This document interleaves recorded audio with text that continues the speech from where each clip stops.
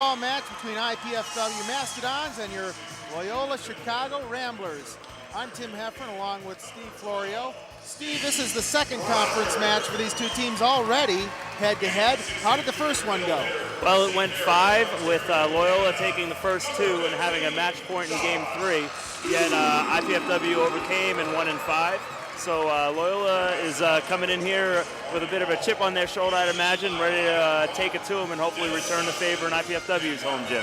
I think you're right, Steve. Plus, they just beat the third-ranked Hawaii Wahinis. So look forward to an excellent match tonight with your IPFW Mastodons. We'll be back after these messages.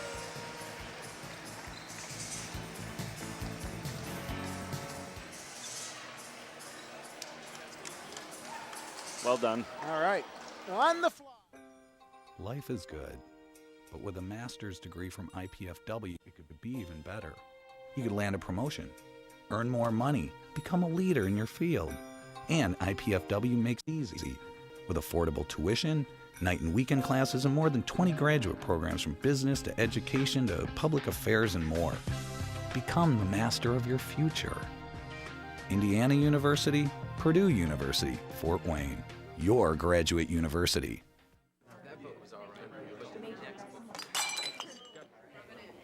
You know, if she continues to spill product at a rate of 3 per hour, unit cost, say 60 cents. Factor in breakage, downtime, lost sales, you're looking at $2,400 a month.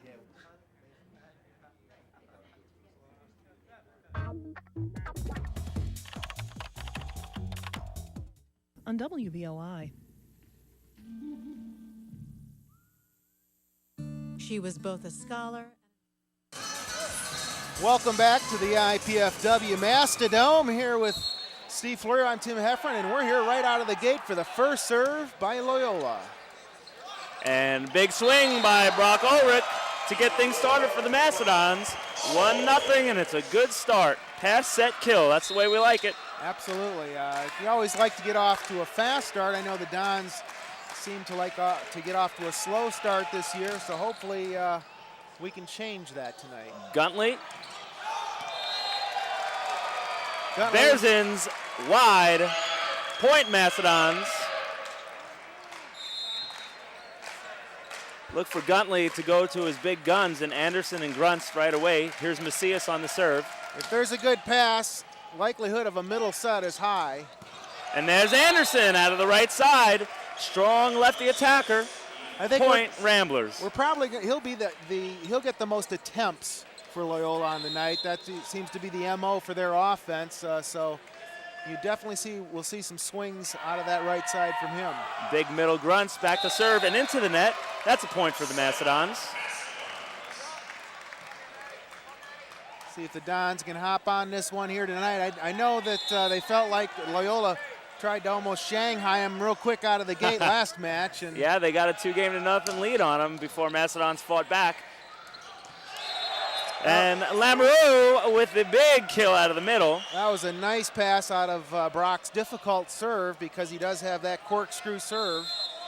The Ramblers are a strong team out of the middle, so look to see both middles attacking a lot tonight if they can be in system.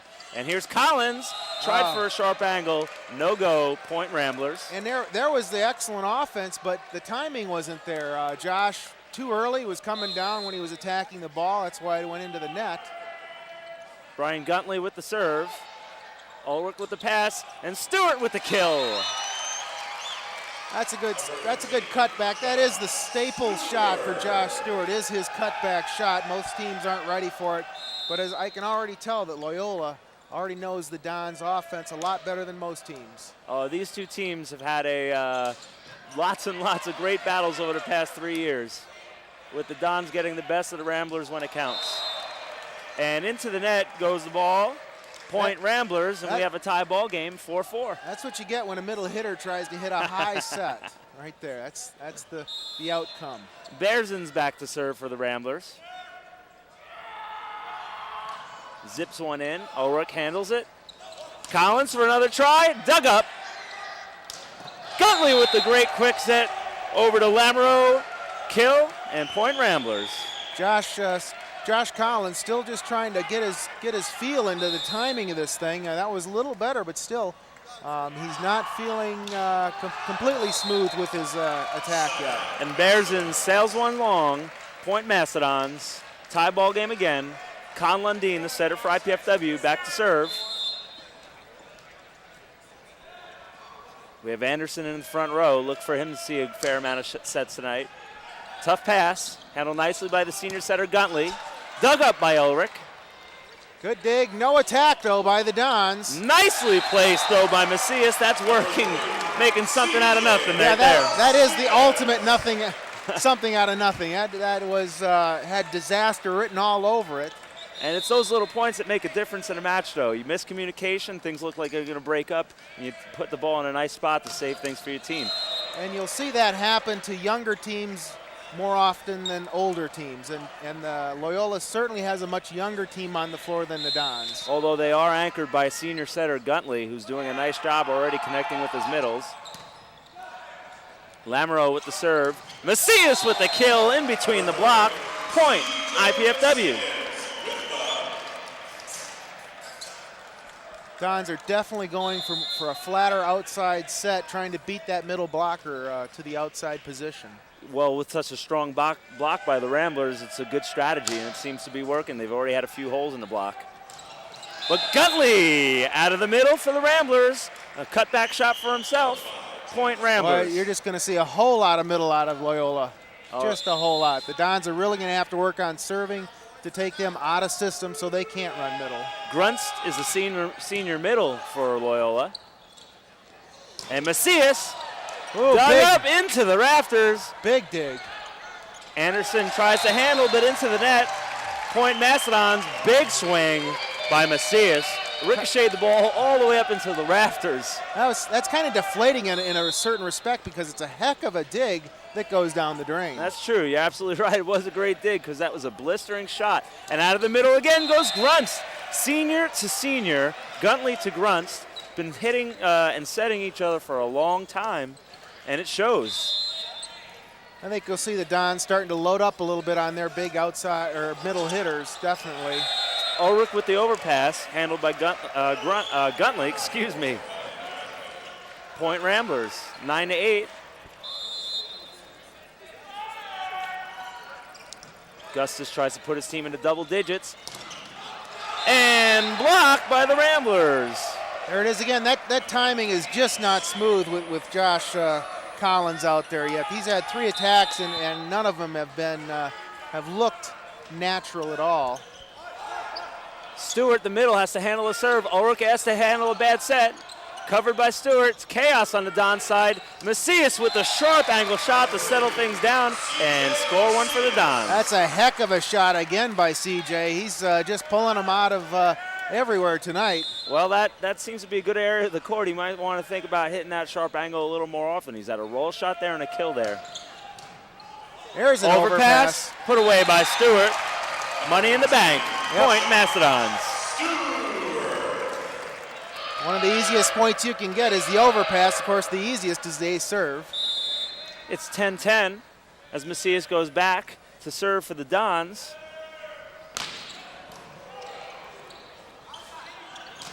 Big attack by Bearsons, but dug up, and Stewart out of the middle.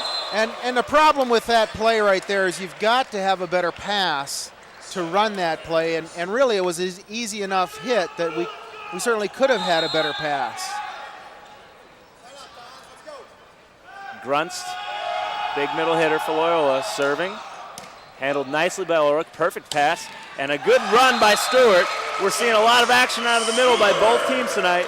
It's going to be a war in the middle, that's for sure. It's going to come down to whose passing breaks down first, I think. Well, in years past, Grunst has always had great matches against IPFW. And again, Guntley has been his setter all those times, so one more time around for these guys. And Anderson, big lefty out of the back row. The call on the floor was an in by the lines judge. I'm not sure. Overruled by the up official. Yeah, I think the line judge really didn't see it and was telling the up official he didn't see it. The up official waited for a call by the lines judge. He hesitated, so the up official took things into his own hands. Dan Hauser makes the call, gives a point to the Mastodons. That makes it 12-11. Here comes Ulrich with his side spin, top spin, everything spin serve. There it is. Gets an overpass. Point, Stewart. Bingo. Gotta like that. That's just a Staples causing a timeout for the Ramblers. It's just a great serve by Brock right there, even though they knew it was coming. It's 13-11, IPFW over Loyola, Chicago. What do you think is happening in this timeout over on Loyola's side? Why would they call it this quickly? Well, it seems like they don't want to let the game get away from them, because every time these guys play one another, it's always a very, very close match, point for point for point. 2-3 points could be the difference in a match. So Coach Shane Davis doesn't want to waste any time talking to his team about keeping it tight, keeping it close, probably settling his passing down. Right, I think you're right, especially with a young team. We're going to come back after a few words from our sponsors.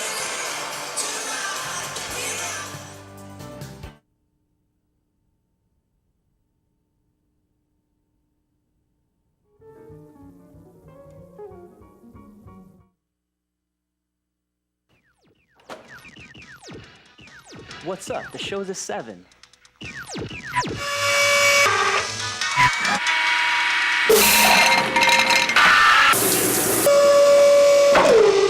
Whoa.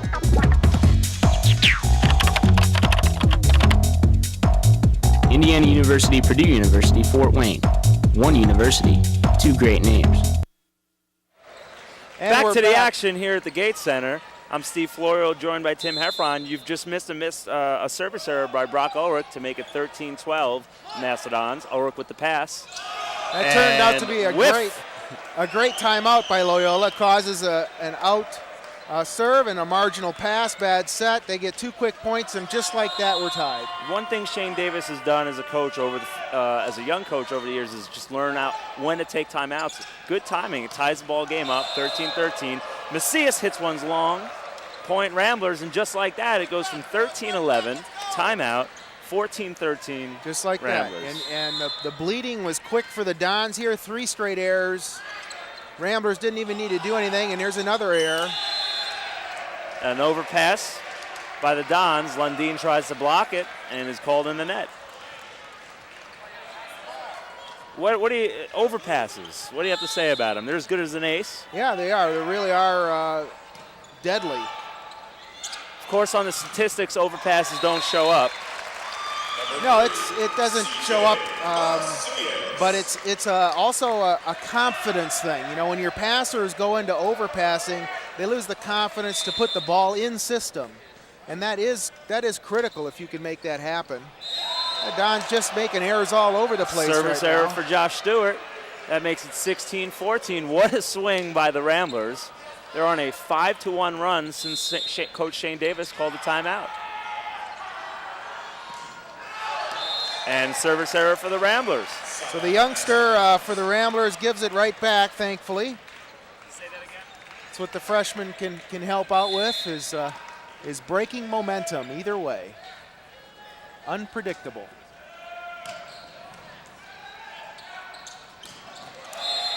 Boy, I just run middle right there, and Dons aren't even close to blocking or digging that yet. Well, you know, you have Steve Rogers, still an inexperienced middle, going up against 2 very strong middles. It's a tough task. Someone's going to have to answer the call, though, if Dons want to win this match.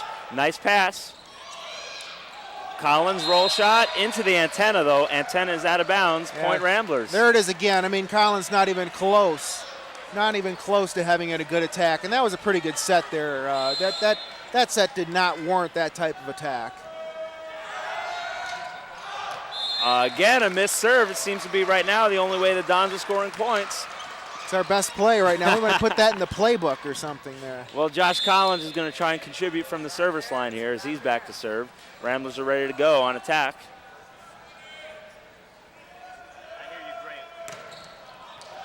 And a service error for the Dons. Just unbelievable. That's like 3 service errors in a row by in a critical time of the match here. It's just Meanwhile, it's 19-16, and the Ramblers are on an 8-3 run since calling the timeout. Collins with the pass off the net. Macias rocks one cross court. Point Mastodons. I think that's going to happen a lot more, and the reason is their worst blockers are also on the left side, which is where CJ mostly hits. So it's a good combination for the Dons. Yep. Entering the match is Vitor Oliveira to serve for Steve Rogers. And also Josh Stewart coming back in the middle, so we have Stewart on grunts. It's a good matchup. Two great middles against one another. There's a tough pass. Oh. And Gustus just pops one down the line on what looked to be a very tough set to handle. Yeah, it's, that was a semi-roll shot that really we've got to handle that kind of dig. That's the kind of attack you're looking to get out of the other team. And Stewart goes over the top. Point Dons, 20-18. As opposed to that Ramblers. attack. I mean, that attack you're just not going to dig. Although, when you have to make a tough set to the outside, it's sort of the outside's job to be able to do something with the ball, right? Well, they're trying to keep it in play. They're not trying to score at that point. And yet another service error for the Mastodons. That's the fourth one in a row by my count. Somebody's got to register in their mind that the previous people served out, and they may want to serve one in. Yeah, a lot of teams will even have the servers remind each other, hey, I missed, get this one in. Macias out of the back row. Anderson Doug pursuing is Guntley. Excuse me, that was Bearson pursuing a nice touch on the other side of the net, but a ricochet off the curtain makes it hard to handle. Now this will be interesting to see if the Dons can get one in here. I think Brock is serving, and he's the one who actually had the first out serve after the timeout. Hey, we've got one in. Anderson, big lefty again, gets a deflection off the middle hitter. Josh Stewart, point Ramblers. He has a great attack. He really has a good vertical jump, flies, and a really fast arm. There's the short serve. Many teams have been very effective with that short serve against the Dons, but CJ is able to handle it. Yeah, that's a nice attack out of the back row by Macias. Looks like they're going to have to lean on Macias tonight. And into the match for the Dons is Jason Yost, a transfer from California. Transfer from San Diego Mesa College. Lefty himself. Great jump serve, deflection off the net.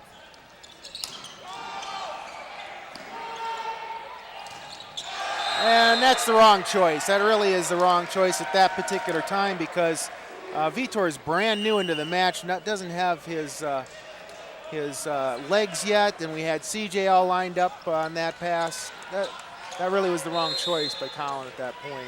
Well, the Dons are having trouble closing the gap here. It's 23-20 Ramblers. Ulrich with the perfect pass. And Collins, Doug, free ball for the Dons. They need a score here. Oliveira up, no, goes to Collins. Deflection off the block, point Dons. It's interesting right now what exactly the Dons are trying to do offensively, I think. I'd like to see the ball go more to CJ on the right side, because I think Loyola's more vulnerable over there at this point. And CJ's having a good night. You might want to just go to the hot hand. Well, here comes Anderson, their right side. He mishits it. Long. Point Mastodons. Don't look now. Little mini comeback happening. It's 23-22. Lundin back to try and tie it for the Dons. You have Anderson again in the front row. Lamoureux. And Gustus. Oh, that's a help. Oh, it's still in, though. And punched over by Macias. Very careful to stay out of the net. Yeah, he was close, and the net was already bouncing from the service. So it could look like he hit the net if the ref wasn't paying attention to that. He did a nice job, chose to use his fist so he didn't have to make a big follow through. It was very, very smart volleyball play. Guntley handling the tough pass. Hey. And blocked right off him is Gustus. Point Mastodons. Big block by Macias and Oliveira. And we have a timeout on the floor taken by the Ramblers. And again, we see the same strategy by the Ramblers at this point. As soon as the momentum, any kind of momentum, goes to the Dons, They call a timeout immediately. Yeah, Shane Davis doesn't want to let it slip.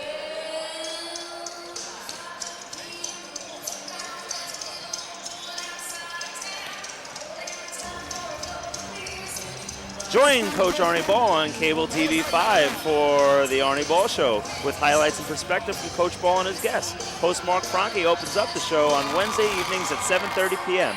and at Fridays at 6:30 p.m. The Arnie Ball Show right here on College Access Channel 5. Here's our replay coming back. Looks like their ball's going outside. This is where CJ gets a good block. Or Josh Collins actually got that block there. Off the leg of Nathan Gustus. It was a great block. That was the play that gave the Dons the lead. Well, now we know what happened the last time the Ramblers called a timeout. Let's see how the Dons react this time. It was a service error the last time. See if Shane Davis gets the same results. Nice job, I think, by Shane Davis, though. Not wanting the game to slip any further than it already has. It's 2 excellent timeouts. But a tough pass. It's a roll shot. We should be able to get this one Anderson takes up. a setter out of the play. Plisky handling the ball. Macias off the block. Here's a chance for the Dons. Good high pass. Oliveira out of the middle. He has to tip it. Just no attack. Anderson into the antenna, and that's a point for the Mastodons. And again, that's just not a smart choice to set that ball to a middle who's brand new to the game. In transition is very difficult to get up for already. Yeah, I mean, there is a theory that as a rally goes on, the defense breaks down and it's good to run your middle. There's a missed serve by Lundin. But in this case, we have a hitter like Macias. Once the defense is broken down, you might want to not have to be tricky and just go right to your big gun. Go to the big gun and score the point. Well, Lamoureux trying to tie it up, pops one into Plisky, handled nicely, and there's Macias. And it's hit wide. Point Ramblers. We're all tied at 25-25 as Coach Ball calls the first timeout for the Dons. That's a shock. I think that ball was set, you know, again, it's a flat set, which works for some people, but CJ jumped so high that, you know, he actually had to hit it low. Yeah, explain the theory on the quick set to the outside. What's its purpose? The purpose is so you can get the one-on-one against a block. But at that point, we already had a bad pass, and the blocker could already cheat outside, so the 2 blocks are already there. At that point, you might as well put it up higher so CJ can go over the block. Right, you want him to hang and bang. Hang and bang instead of try to work a ball through the block at that point. Other hitters, we do want them to work the ball off the block, through the block type of thing, but CJ can go over the block. It's a great crowd here tonight at the Hilliard Gates Sports Center. If you're watching on television, the energy in the gym is great. We've got a 25-25 ball game here to start off the match in game 1. We are playing best out of 5, and many times when the Ramblers and the Mastodons get together, they use all 5 games. Yeah, and here we are. The 2 best hitters right now for the Dons are Josh Stewart and CJ Macias. And Lamoureux. Great pass by Plisky. There's a hole in the block. Oh man, he got stuffed on one-on-one. It just not a good play at all. That's just amazing. We had exactly what we wanted, and we just couldn't hit the ball cross court. And we have another lead change, 26-25 Ramblers. Another good pass by Ulrich. And Vitor Oliveira hits one wide out of bounds, and an emphatic timeout by Coach Ball. Second timeout and 2 points. It's 27-25, the Ramblers. Coach Ball not happy with the setting choice of Colin. No, and I mean, there's a sort of an old school strategy in volleyball that if your big gun gets blocked, you go back to him. Right, you go right back to him. They had committed with the middle. There were 2 people there. It was obvious. You know, you got your best attacker. He's got 7 kills. Josh Stewart's got 5. Nobody else has more than 1 on IPFW right now. So there's 2 people that are attacking the ball for the Dons. You know, Josh Collins, he's not with it right yet. Doesn't have his mojo at all. And you know, Vitor too new into the game at this point. You've got to get that ball to CJ. So what are we looking for out of this timeout then? I think you're going to see that ball go to CJ outside, and you're going to see CJ hit. So if you're Loyola, you're sort of camping out on CJ? I'd put 2 blockers out on CJ. I mean, you've got a 27-25 lead. You're looking for 1 point as Loyola right now. Lamoureux with another serve, handled again nicely. And here's Macias. He gets a hole in the block, but closed nicely by Anderson. Macias again, deflection off the block. Good tool shot, point Mastodons. Bleeding is stopped. It is 27-26, Loyola Ramblers. And in to serve is Jared Quellen. Well, the Dons need to score a point here because if they side out, there will be a 2-point difference, and that's all you need in volleyball to get to 30. Especially this close to the end of the game, excuse me. And Quellen ready to hit his deep float serve, which sometimes can cause lots of trouble. And it's a good one. Oh, yeah, tough. Very good. Oh! But Anderson gets it covered off the block. Oh, and Gruntsmith hits. Big break for the Dons. He was up and ready to fire, but catches the tape. And it's a tie ball game, 27-27. It's 27-27. Let's see how the Dons react and how Loyola, especially with their freshmen back there pass receiving. Be interesting to see how they can handle this serve. That last one they didn't handle well. Bailey has been struggling on receive, but makes a dandy there. And Grunts gets a hold of every piece of it. Point Ramblers. And into the game for the Ramblers is younger brother of setter Brian Guntley, is Joe Guntley to serve. Okay. Back into the game for the Mastodons is Josh Collins. Nice job serving by Jared Quellen. Looking for a side out here, obviously. Being down 1 point. Joe Guntley, lots of pressure, 28-27. Good serve. Marginal. Collins, yeah, marginal pass. Macias, dug by Guntley. And the overpass is put back by Oliveira.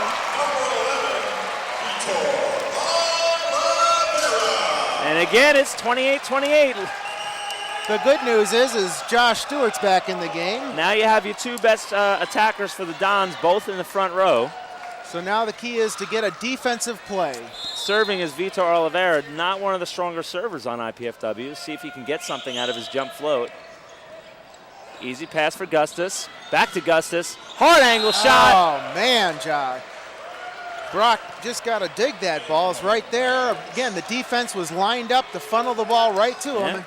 Got to dig that ball. If it hits the digger in the breadbasket, it's a good job by the block. Yeah, exactly. Well, here for game is the Ramblers. Tough pass. Macias asked to take care of it. Triple block on Macias. And the Ramblers take game one after a seesaw battle. It is 1-0. Loyola Ramblers, and its match has started out similar to the match 2 weeks ago. And that's the difference at the end of that game where the two passes by the Dons were not in system, allowing Loyola to totally load up with 3 blockers on CJ. And you've just got to get a good pass. You've got to have a great pass at the end of the game so you can run your offense. You know, thinking back to that timeout taken at 13-11, I mean, we talked about the timeout being, you know, it's a quick one. It's a quick timeout, and speaking of quick timeouts, we have to take a timeout here. We'll be back with more volleyball action in just a few minutes.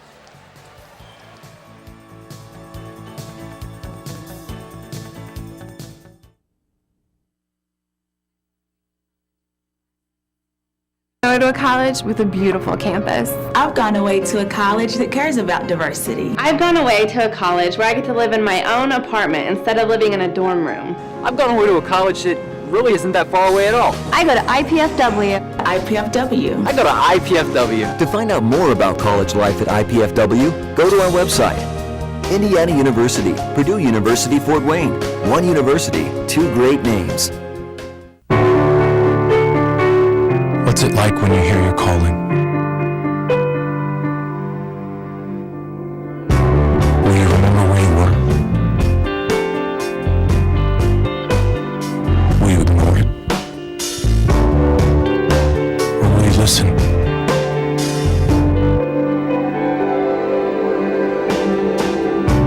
What if it calls you to go halfway around the world? To share your skills? To serve people you've never met, to do things you never thought you could. What will you do when you hear your calling?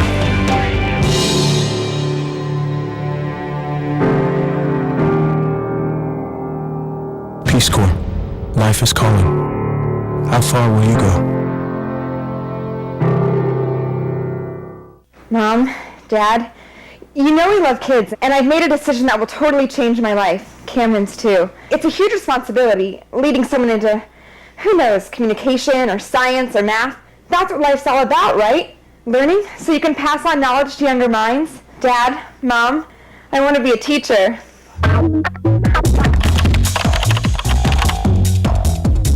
Indiana University, Purdue University, Fort Wayne. One university, two great names.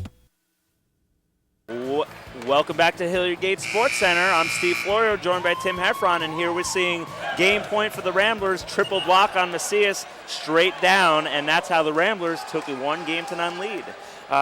Tim, we have some stats in front of us. Why don't you go ahead and tell us what the differences are in game one? Well, even though the Dons out-hit Loyola by 40 points, it didn't matter because the Dons had 2 more service aces, but Loyola had 5.5 blocks to the Dons 1, and that's just critical. Between the service errors and the blocks, that was the difference in the game, and that comes from a difference in passing, keeping your team in system. Josh Collins hitting negative right now. He's really struggling out there. Really, the Dons have 2 people that have more than 1 kill, and that's CJ and Josh Stewart. And while Loyola has very even distribution of kills. They have 4 people with more than 1 kill. So they've got a nice offense going, and the Dons are really one-dimensional And, right now. you know, that could be a difference in the blocking right there. The Dons have to sort of stay honest with all the hitters, where the Ramblers can load up on Stewart and Macias. Well, Oliveira back to serve, and Anderson misses wide. He's off to somewhat of a rocky start. He's sort of hit and miss right now. He is, and that's a surprise. I mean, he's one of their top-notch people. He even got the most attempts for them, but he still hit negative for them, so he's struggled. Oliveira with the short serve. Gustus handles it nicely, and then Gustus gets the ball back. Lundin with the big dig. The middle has to handle the ball, and Collins rips one from the back row. We still have some help here. Free ball. The Dons have to convert. This is an important play. And Macias from the right side. There it is. Point Dons. Sort of silly to say it's an important play at 1-0 in game 2, but we've seen that every point counts in a match like this. Exactly. Momentum is huge in this match, and you'll notice when 1 or 2 points and momentum shifts, Loyola's going to call timeout quickly. The Dons will probably call timeout quickly at the end of games. Gustus blocked but covered. Ooh, handled by the middle. Questionable ball handling there. You know, that's really a double contact, and it's just too bad that the ref swallowed his whistle there, as he has in the first game too. There's a couple marginal sets there that he could have called. Right, so instead of it being 3-0, it's 2-1. IPFW still in control, but with a 1-point lead. Collins, great pass. Macias. Off the block, out of bounds, point Mastodons. There's no mistake, it's going to Macias. He's going to step it up as he's done in the past. He might get tired, though, if we keep going at this rate, because these are intense games. There's no let-up at any point in these games. And let go and out of bounds. Nice eye by the Ramblers.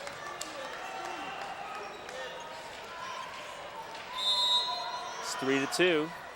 Anderson back to serve. Lefty jump serve. And into the net. Anderson just needs to find his groove tonight for the Ramblers. They're winning without him. Could be danger for the Mastodons if he actually gets something going. Well, they are. They're winning because they're passing the ball well enough to run the middle. And as long as they do that, they don't need Anderson. Here's another good pass. And setter attack catches the Dons off guard. Josh Collins not even Gunley close with to the kill. To even being there on that block, and really he has one job, and that's to block the setter when he's front row, and he wasn't even close to him. Collins with the high outside pass.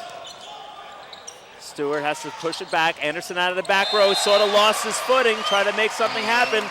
Block IPFW. It's 5-3 as Josh Stewart goes back to serve. Anderson needs to get something going. Yeah, I think they're really trying to get him the ball to get him into the game at this point early on. It's a good idea. And there's a good idea. Grunts with a big kill. Just about everything he hits is a big kill, though. Yeah, He's a hanger and a banger. I'm not sure where Vitor was on that. I mean, you got to follow the middle hitter if you're the middle blocker. It's a simple concept. Wasn't a even great set by Guntley. It's on the backside. Didn't front him at all. Good serve. Pliski has some trouble, but gets a good pass up. Collins has to roll it cross court. Just no attack out of Collins tonight. Bearsen's just wide, wants the touch, but won't get it. Point Mastodons. Lundin goes to the back row to serve, which means Macias is coming to the front row. Blocking for the Dons, Macias, Oliveira, and Collins. Macias on the overpass.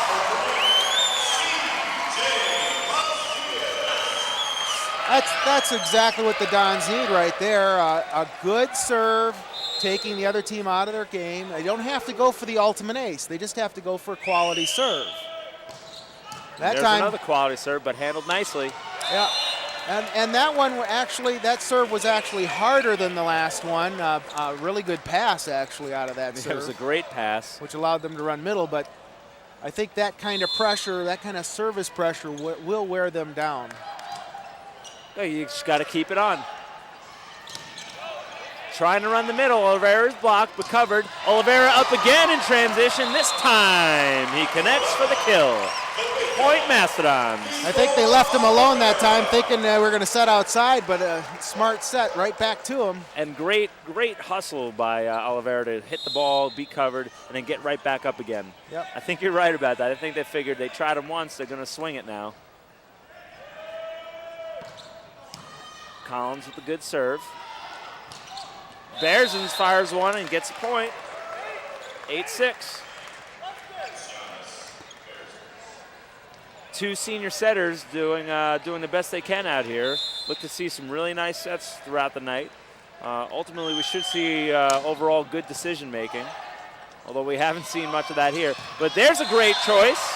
Oliveira pulls the block, gets a one-on-one situation from Ulrich, and he does what he's supposed to do, put the ball away when he's got a one-on-one situation. Right now, Brock is doing a much better job at handling that flat outside set than Josh is.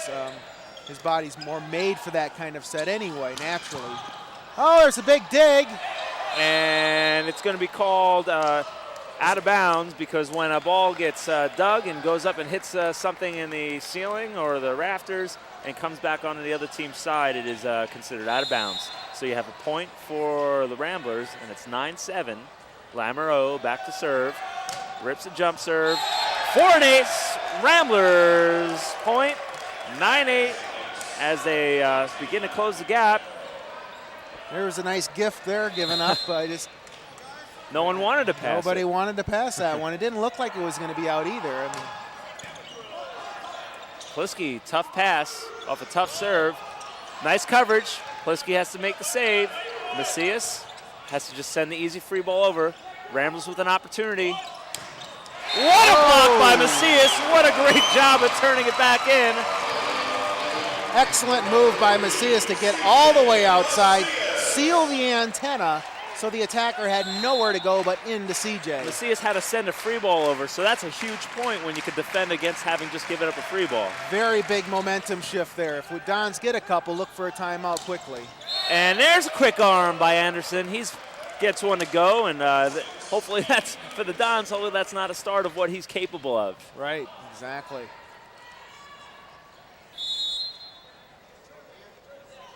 And Anderson with the jump serve. Spins one cross court. Pliski with a nice pass. And Ulrich just punches one through the block. It's a good shot by Brock. He's feeling his timing on the outside. That's a good sign for the Dons. We now have 3 attackers.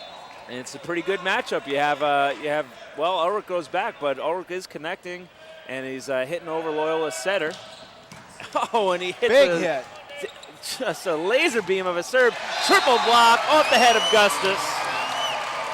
That all was started with a really great serve from Brock Ulrich. That was one of the hardest ones I've seen him hit in a long time. He really got a hold of his serve. It's amazing the difference between an in-system attack and an out-of-system attack. The variance between the two for Loyola is huge, unlike the Dons. It's not as big a factor. Anderson out of the back row. And point, Ramblers. That's going to be the ultimate key for the Dons is a quality serve tonight. I really think that's going to make the difference here. Especially in that rotation is a great rotation to get the Ramblers out of system because you have Stewart and Lundeen blocking, the two best blockers on the team. And Stewart hits his patented cutback shot to bring the Dons to 13. And you know what? 13-10, 3 points in a match like this, that's a sort of a big lead, you could say. It's a fairly sizable lead, but it doesn't take much to swallow it up. And the tip was read correctly by Lundeen, but he just raked the net as he was coming down. And that's going to be a point for the Ramblers. And here we are at 13-11.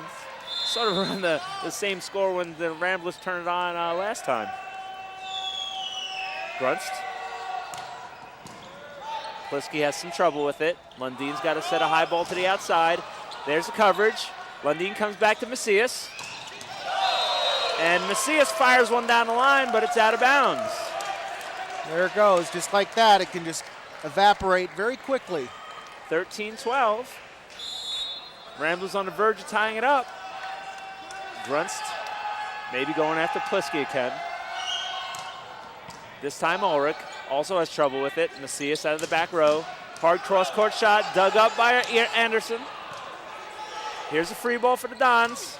And Oliveira runs a very rare slide attack. Yeah, you don't see that in the men's game very much. Not very often. Highly unusual, but so when it is run, it can be very effective. Why is it unusual to see a slide in the men's game? Why is it not really a set of choice when it's so popular in the women's game? I think because it tends not to be as quick a set as a standard quick attack. And there's Anderson firing a laser beam down the line. Yeah, and in the men's game, they're looking for speed out of the middle and not necessarily distance away from the setter. Right.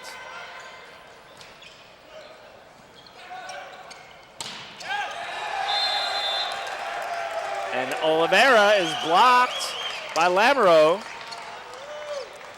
Oliveira is holding his block now. Yeah, he's holding his block, so maybe they want to try and shoot it out to someone now. Now's the time to start spraying it. This is the same rotation that the Dons got stuck in at the end of the last game. You're absolutely right. And that gives the Dons a 15-14 lead. We have a great volleyball match here. Stay tuned. We'll be back after a few messages from our sponsors.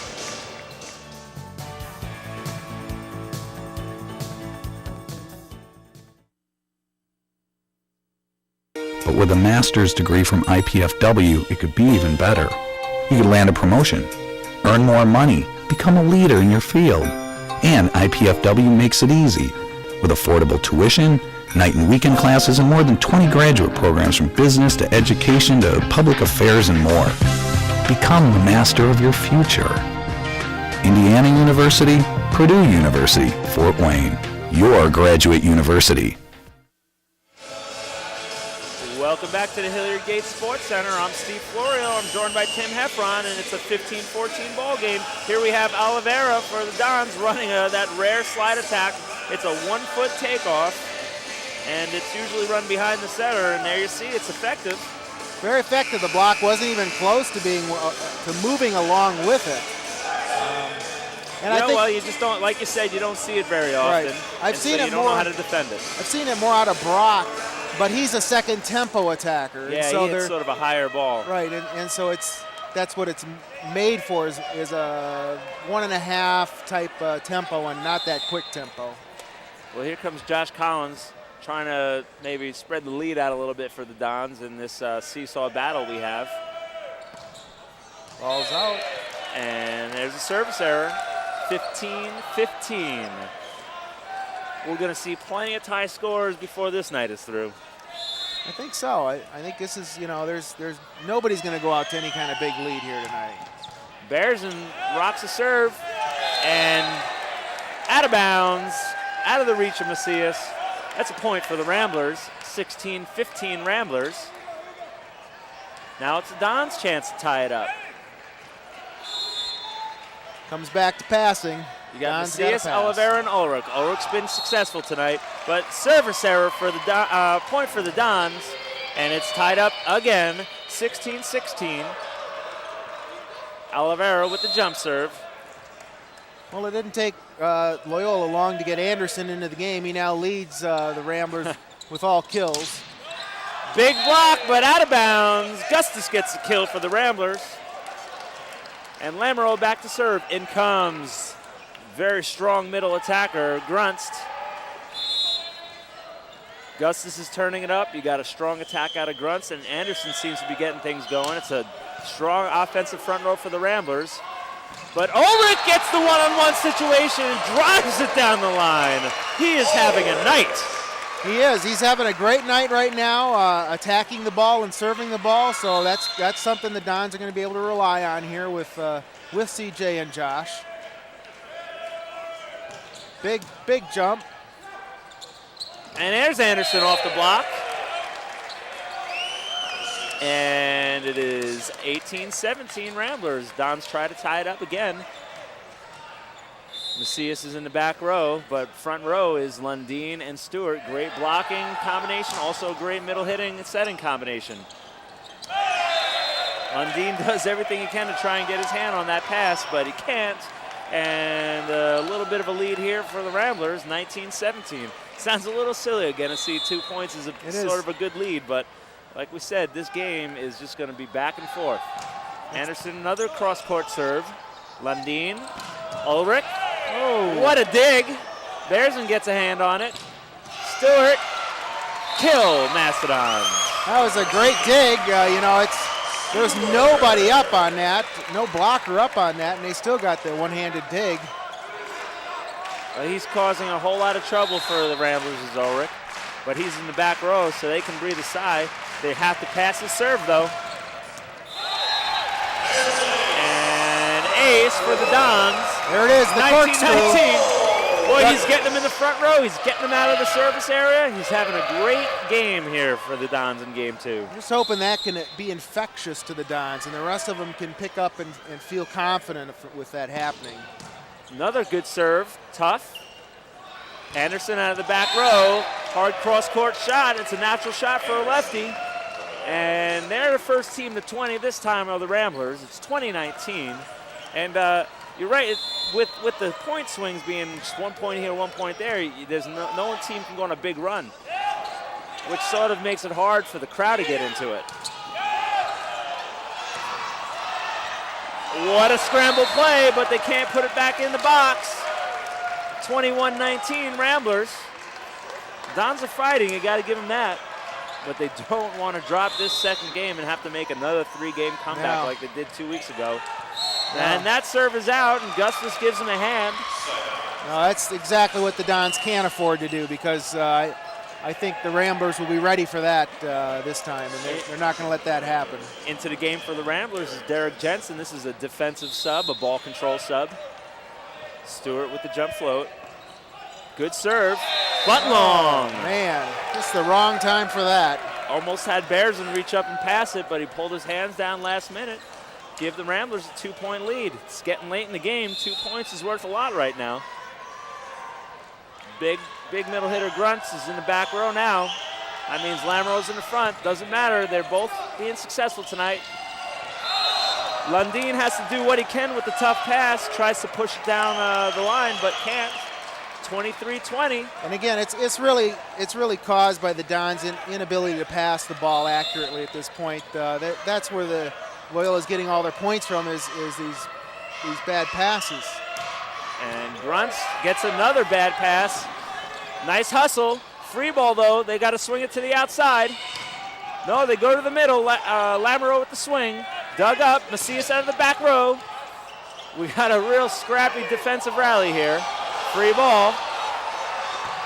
Collins pulls the trigger and gets the kill. What a time for him to get a kill. He's been struggling tonight, and boy, did they need a kill. The crowd wanted a whistle blown there. Some people thought the ball came to rest on the hand of the attacker, which could be called a lift. Lundeen for the Dons. Joust. Bearson tries to go down the line. He wants a touch. I don't know what happened to Josh on that play. He was supposed to go up and block, and he just didn't. It's a good thing because they hit it out of bounds. Maybe it had something to do with his shoe. I see him tying it. Maybe he came out of his shoe or something. It happens from time to time. And it is 23-22. The Dons making a little mini comeback of their own. Lundin to tie it. Oh, it's just... And just long. Just can't seem to get any kind of a rhythm. Well, when you miss your serve, you can't build any rhythm. It just as a server, Colin just cannot get more than 2 in a row in, it seems. So he just is not feeling a rhythm at all there. And Macias has to get the kill there, and he does. It was a tough pass. Lundin only had one place to go with it, and Macias jumps up, gets the kill off the block. Jared Quellen with the deep float serve, which was successful last game. See if he can tie it up for the Dons, get a bad pass here.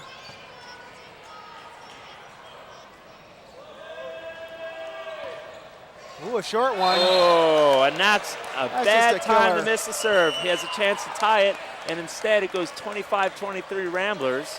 A bunch of subs for the Ramblers, regular players back in. We got a serving sub for the Ramblers. George Camberos.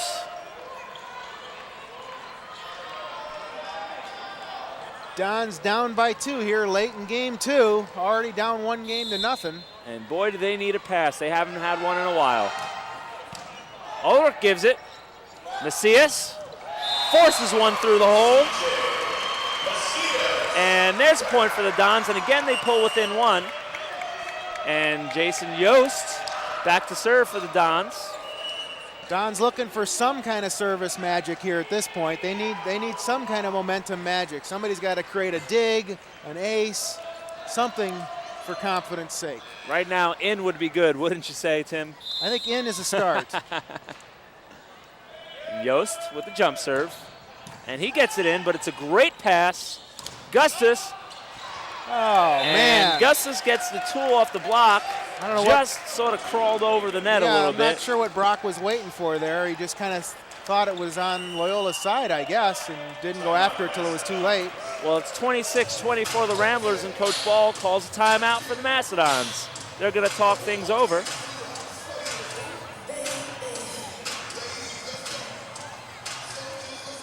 So it's 24-26 at this point. What do you think they're talking about in the huddle there? Well, they're going to want to get a good pass here, that's for sure, don't you think, Tim?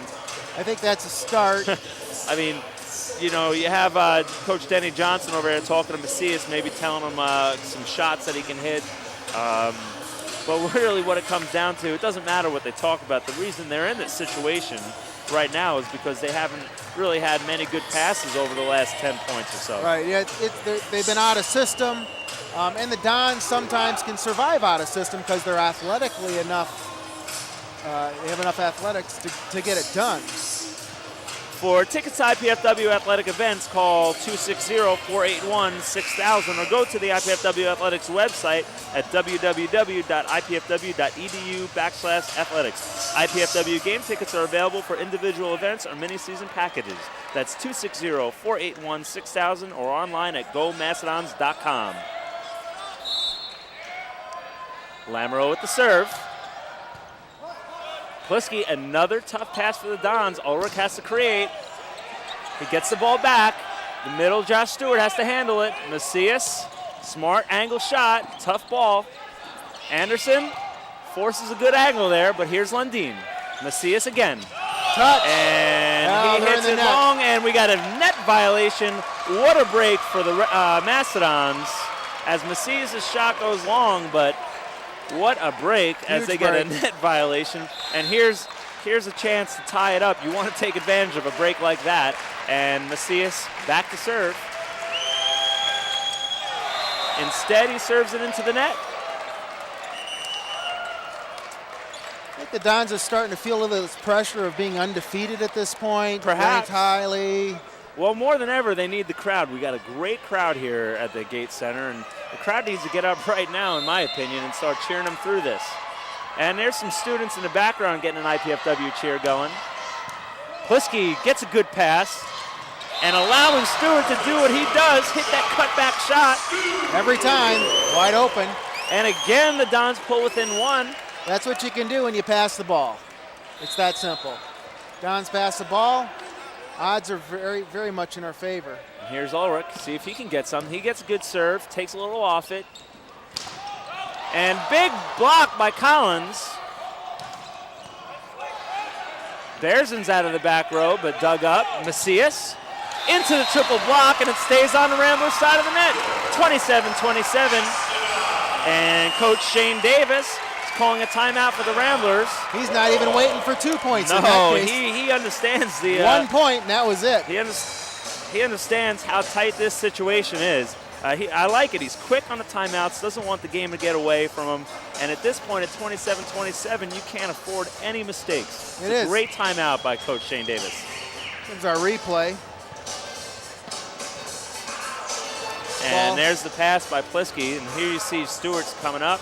He's in the air. And watch the cutback coming right at us. Yep, there it is. All day, as long as you can pass the ball, you can run middle. And you're right, Steve, we're at the point, obviously it happens all the time, but late in the game, when it's tie game, it's a 2-point swing. You don't even want the Dons to get 28. It's just a 2-point swing right now. If you get the point or don't get the point, then it's a 2-point swing either way, and you know, one error, 2 errors, the game can be over in a second. Yeah, absolutely. So I like the quick timeouts by Shane Davis. They've worked for him so far. He's really good about that. We'll see if it pays off. You know, the Dons have missed a lot of serves, and sometimes when you ice a server like this, it pays off. So here goes Ulrich. And he's smart enough to keep it in play. Gets a bad pass at the same time, and Joe Buckley. Oh, my goodness. Hits a cross-court shot. Macias is there to dig it, but can't handle it. And the Ramblers take a 1-point lead, 28-27, and it's crunch time. The Dons it's a gut check time for the Dons. It really is. Need a good pass. They don't get it. Lundin gets a hand on it.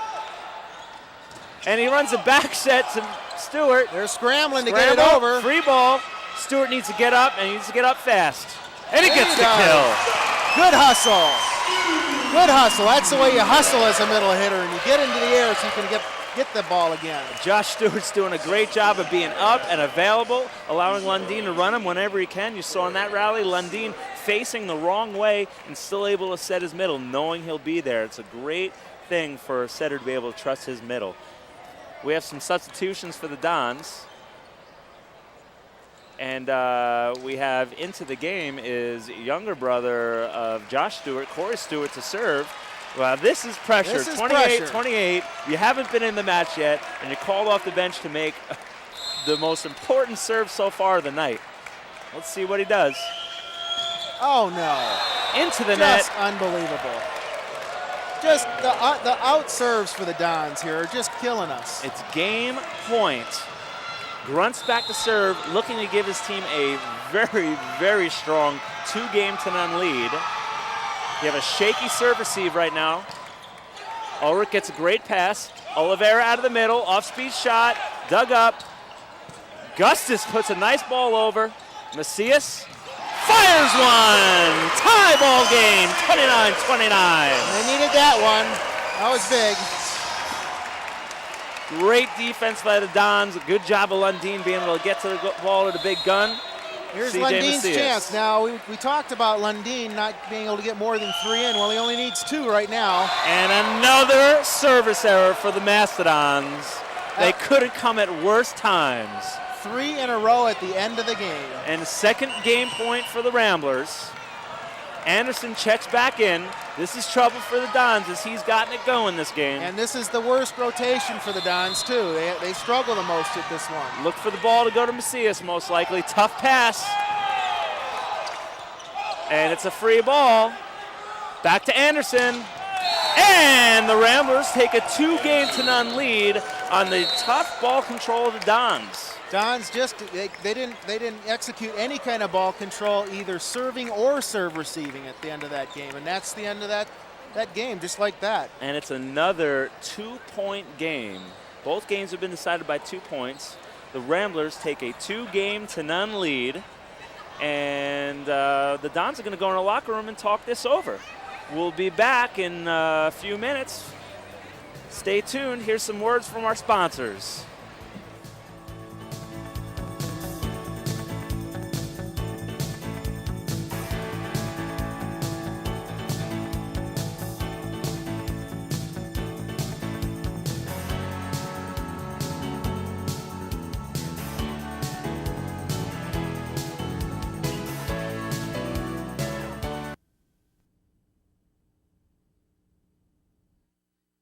It means something. I had offers from other universities, but I wanted the best out of my college choice. I wanted a great education and the campus life to go with it.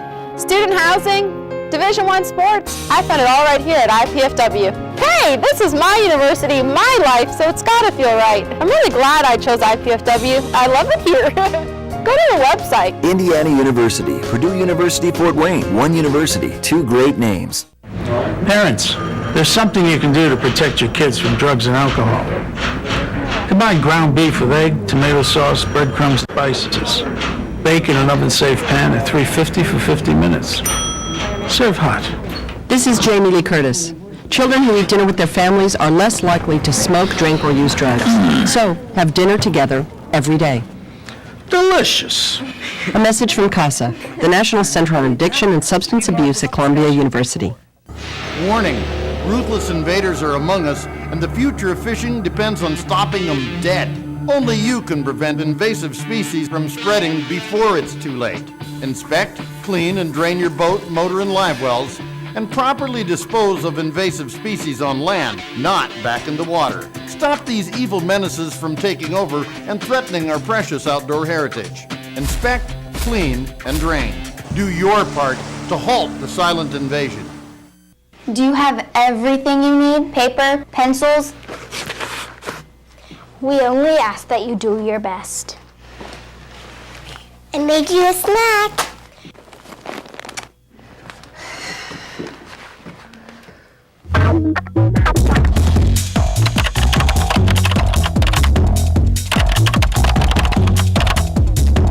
Indiana University, Purdue University, Fort Wayne. One university, two great names.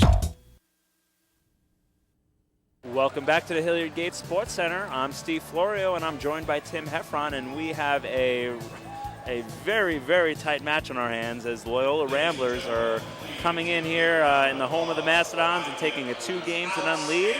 And Tim, the scores are really close, but the statistics tell a different story. As a matter of fact, the statistics have some really huge differences. They are amazing differences. In both games, the Dons have out-hit the Ramblers. In fact, in this last game, the Dons hit 400, which is a high percentage. If you're hitting 400, you expect to win the game. Yep. And yet, with a 300 hitting percentage, the Ramblers won. And the real difference, the story of that game and the first game, I believe, is the serving errors of the Dons. Yeah. Dons served six errors in the first game, and they had 8 errors in the second game, along with the ball control, lack of ball control from serve, receive, and digging. Loyola out-digging the Dons easily, and the Dons have had some opportunities.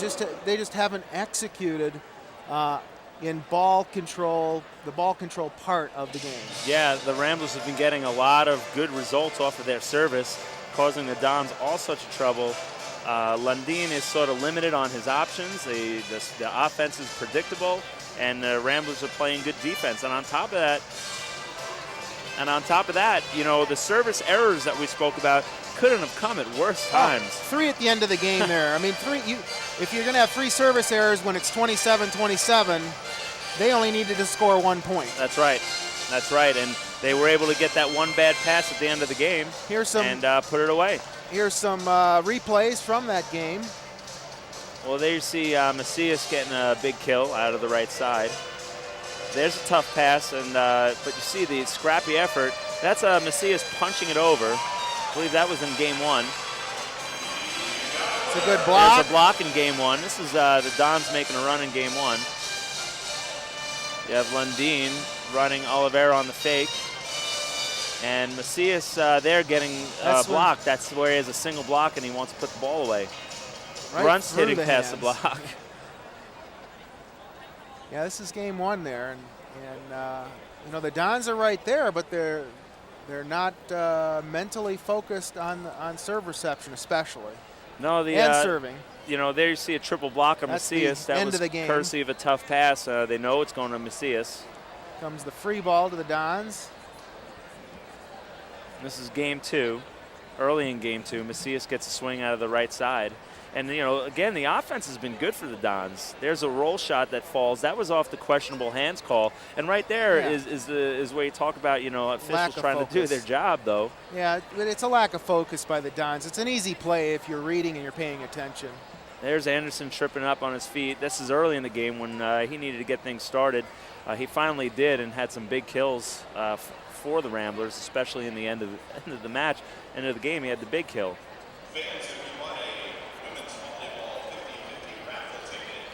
Another good middle connection for the Ramblers. Collins, tough serve there.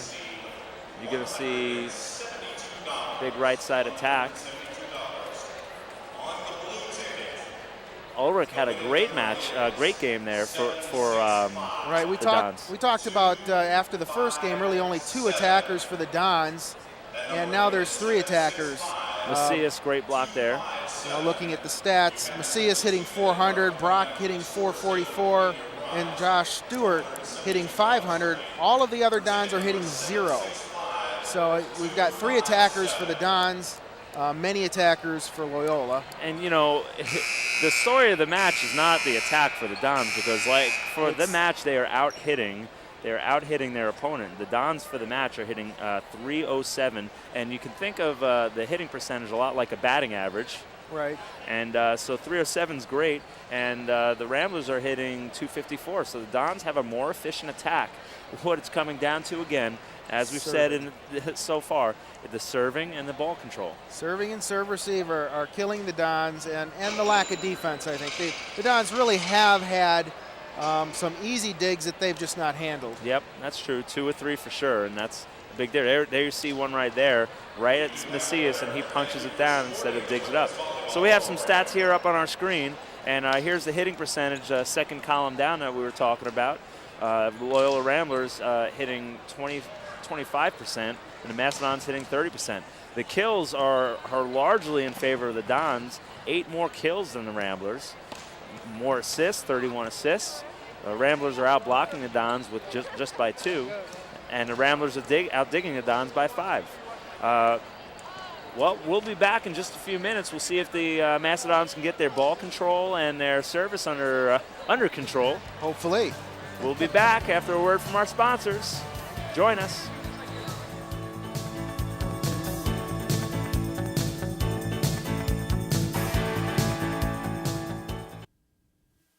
Shalom. Yeah. Shalom. Hey, what? Hey there. Apa pa? Pa. Mir. Shanti. Yep, We all want the same thing. Peace. And Rotary clubs are making it happen. Lucky. Through international scholarships for young people to promote peace and understanding around the world. Rotary. Humanity in motion. Pizza! I must eat. No way. What is this? Capsicum annum? Agaricus bisporus? Allium cepa? Can we eat this? Peppers, mushrooms, and onions. Eat your pizza, man. Honey. Indiana University, Purdue University, Fort Wayne. One university, 2 great names. Diabetes is a killer. After I was diagnosed, I didn't feel sick, so I didn't listen to my doctor. Then it struck. I had a heart attack, then a stroke, and I was only 49. People with diabetes are 2 to 4 times more likely to suffer a stroke than people without diabetes, and many who survive are severely disabled. Don't let diabetes destroy your life. Learn how to reduce your risk of stroke. Call for your free diabetes survival guide. Life is good, but with a master's degree from IPFW, it could be even better. You could land a promotion, earn more money, become a leader in your field. And IPFW makes it easy with affordable tuition, night and weekend classes, and more than 20 graduate programs from business to education to public affairs and more. Become the master of your future. Indiana University, Purdue University, Fort Wayne, your graduate university. Welcome back to the Hilliard Gates Sports Center for some Mastodons volleyball action. I'm Steve Florio, and I'm joined by Tim Heffron, and we have a very close match on our hands, point-wise, but not game-wise. It is 2-0 Ramblers. They're in control. They're playing a good, clean match. The Dons are a little sloppy tonight, missing some serves, having some trouble on their serve receive. And the Dons have to go to work here and make up for a 2-0 deficit, and they start with a tough pass, but Lundin bails them out. Good pineapple. With the pineapple. Loyball special. They can't be counting on Lundin to be bailing them out of all those types of plays. The Dons are going to need to get their ball control under check. And first chance for the Dons to serve, they miss. Just amazing to me that that this is happening. So technically the Dons have missed their last 4 serves in a row, 3 at the end of game 2, and their first one of this match. And a service error for the Ramblers. Lundin back to serve. He's been sort of struggling on the serve tonight. We'll see if he takes something off it. Goes right after it, puts some heat on it. Lamoureux finds the deep corner. Point Ramblers, 2-2. And expect a seesaw battle again for this game. It is going to be a close game. There's no doubt about it. No one's running away with it. It's going to be whoever plays a little sharper, a little tighter. And right now that's the Ramblers. Oliveira mishits it, but gets it to the corner. Yeah, you know, even if you mishit it, if you swing through, it ends up being a change-up for the defense, and they're not able to handle that. So that's okay if it's set too high and you mishit it a little bit. That's right. In the men's game, they really dig in, so if you switch it up on them, it's hard for them to adjust. Anderson over the top with the off-speed roll shot, lands it inside of Collins. And there's the defense you were talking about, Tim. They need to make 1 or 2 more digs than they're making. Right, yeah, that, you know, again, that our defense set that up for that ball to be hit to that spot, which is right where Collins should have been. Ulrich gets the cross-court roll shot to land. It was a tough pass, tough set, but he makes something out of it. And right now the Dons are doing a good job of making the best of each situation, because you cannot give any free points away. Speaking of free points, there's a second service error of this game, and the 16th overall for the Dons. A service error counts for a point, so 2 of the 4 Ramblers points have been Don service errors already. I'll tell you, the best momentum breaker for the Ramblers is our missed serves. Quite clearly. The Ramblers hadn't had to fight their way out of or through any real tough situations, have they? None. They didn't do anything. Ramblers playing good defense, and Anderson gets one down the line. Point Ramblers. Dons need to toughen up as the Ramblers take the lead. Lamoureux back to serve. Anderson's going to go over on the left side and block, but it doesn't matter. That's a point for the Dons, a service error for the Ramblers.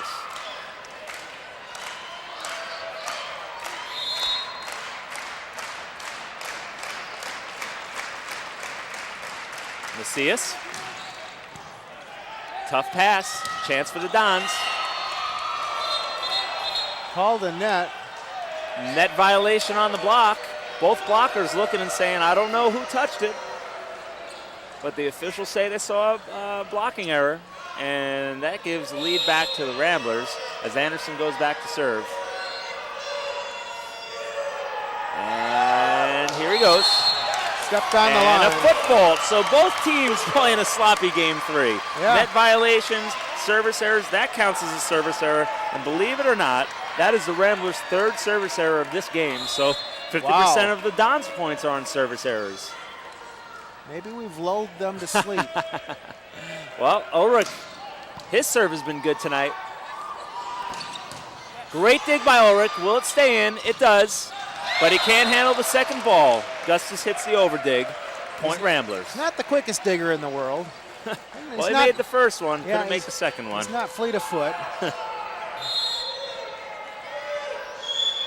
Gustus with the serve. And Collins gets a much-needed kill. He needs to get his game going. That's the first time I've seen him in sync on a set the entire night. Even last week, he was sort of out of sync with that new offense they put into place here for the Mastodons. Maybe he's starting to get it. Well, here comes Stewart with the good jump float, gets an overpass, but what a clutch play by Guntley to save the point for his team and retain the lead. There's a lesson for you young volleyball players on an overpass. Hit the angle, don't hit it straight ahead. If you hit straight ahead, it goes into a block. Grunst. And fourth service error for the Ramblers. And it's 8-8. 50% of the Dons' points have come off Rambler service errors. Ramblers are returning the favor of what the Dons gave the Ramblers in game 1 and 2. Lundin back, and service error for Lundin. Third one for the Dons. So far in this game 3 alone, we've had 7 service errors for the combined both teams. About half the points are service errors right now. It's just amazing to me. Service error for the Ramblers. The Dons need to take advantage. The Dons need to take advantage, though, Tim. What do you think? I just can't believe we aren't. It's there for the taking. Collins spins one in. Nice set by Guntley. Falls a little short. Free ball. Macias goes with the roll shot. Oliveira has to set it. And Ulrich with the tough angle. It's a scrappy rally right now. Blocked off of Anderson.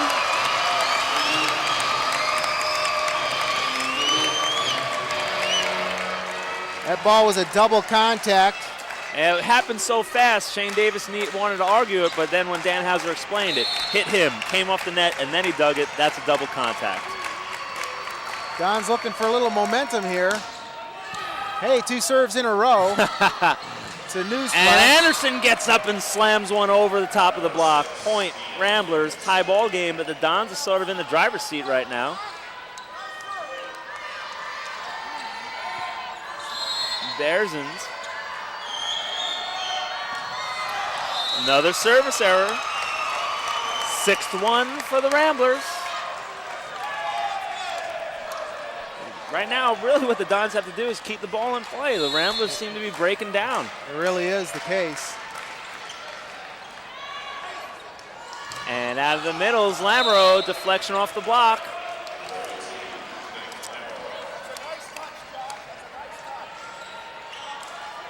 Don's in the driver's seat, though. See if the Ramblers change up their serving, if they go a little more softly with it now. Lamoureux takes something off it. Plisky with the great pass. And Ulrich, hard angle shot. That's exactly what you need to do.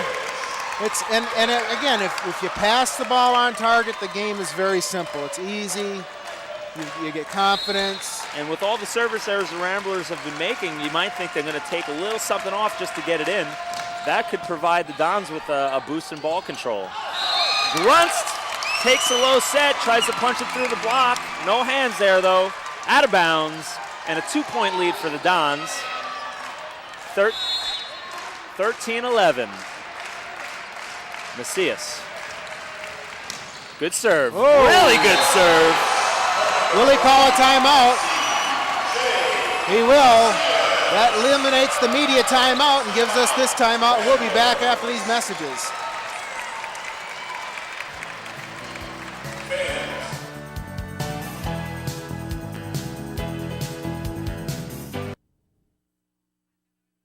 With a beautiful campus. I've gone away to a college that cares about diversity. I've gone away to a college where I get to live in my own apartment instead of living in a dorm room. I've gone away to a college that really isn't that far away at all. I go to IPFW. IPFW. I go to IPFW. To find out more about college life at IPFW, go to our website. Indiana University, Purdue University, Fort Wayne. One university, 2 great names.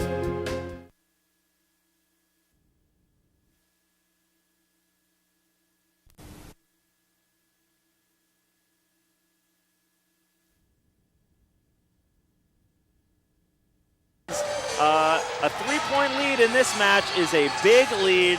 The crowd is into this game. The Mastodons seem to have a little fire going on their side of the court. And the reason they have a little fire is because they've served in. More than the Ramblers have. Yes, they've served in. And the Ramblers take the 14-11 timeout. Shane Davis, this is the biggest gap in which he's let the game go on a timeout.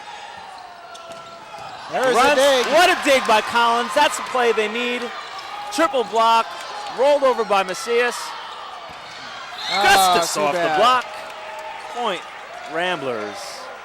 What a great dig by Collins. They need to convert when a player makes a dig like that. Yeah, it was a marginal attack. It really should have been a better tip or a complete swing at that ball on that set. Anderson, good serve. Great pass by Collins. Ulrich, another kill for Ulrich. Too hot to handle. And in the past, the Ramblers have always played a very scrappy game against the Dons. Really great defense, so you can never count them out. Right. They're going to try and get that ball back over, and they play great defense. It's one of the things they do very well. Ulrich, great serve. Anderson out of the back row. Josh not even close to getting over there. He had line, cross court, everything in the world to hit at there. That's the second time he's gone down the line. He's having a great match now, Anderson is. He's got 14 kills, leading the Ramblers, hitting .259. Collins off the top of the block. Another good swing. He's on track now. He's got hitting at the apex of his jump. High contact, good snap off the top of the hands of the block. It's what the Dons need. They haven't gotten much out of him tonight. They need him to do his job, and he's starting to do it. You have Grunst and Bearsons with the front row setter. Tough pass. Setter has to come off the net. Back row to Anderson. And out of bounds. Just long. Point Mastodons. Dons could put another one together here. I think they could cause the second timeout and get a 5-6 point lead going here. That would really give the Dons some good confidence. And Stewart gets one to land right on the line. What would have been a service error 2 games ago or a game ago is now a service ace. It's a 5-point lead. Biggest lead of the match for any team tonight. And Josh Stewart back again. Short serve this time. Catches him off guard. Anderson. Tooled out of bounds. Point Ramblers. The block was up, and Anderson, again, just being very smart with his attack, picking his shots nicely. Right. That's his 15th kill of the match. Grunst. Overpass. Got to pass better than that on that serve. Oh, we get that one. Well, that's what you need to do. When your team makes a mistake, you need to make the next play better. That's right. It doesn't get much better than that. And the difference between that block and the other 2 blocks was Josh's hands dove into the court instead of out of the court. He dives out of the court, it goes off his hands out of bounds. He dives in, it goes in on their side. Lamoureux gets a deflection off the block, but dug up by Lundin. Macias off the triple block. Good run down. Big swing here off the top of the block. Husky with the big dig.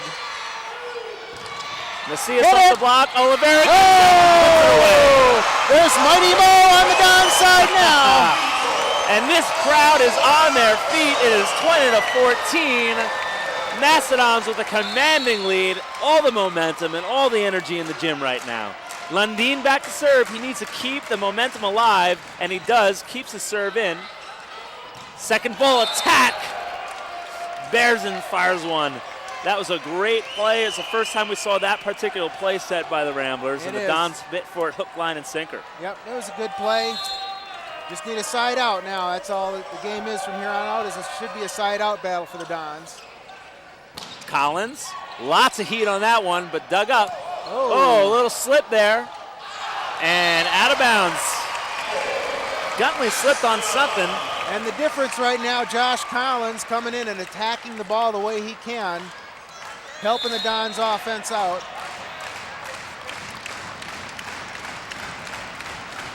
This crowd is into this game as Collins back to try and extend the lead even further. Guntley forces his middle hitter, Lamoureux, and the Ramblers look lost right now.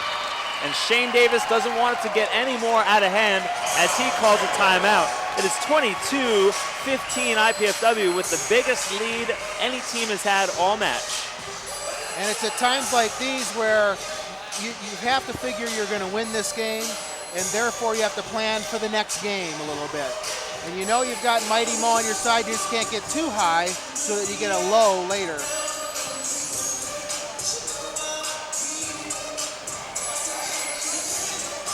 The latest Mastodon scores and statistics are available on the World Wide Web at www.ipfw.edu/athletics. Check up on the teams, the players, the programs anytime you like at the official Mastodon website.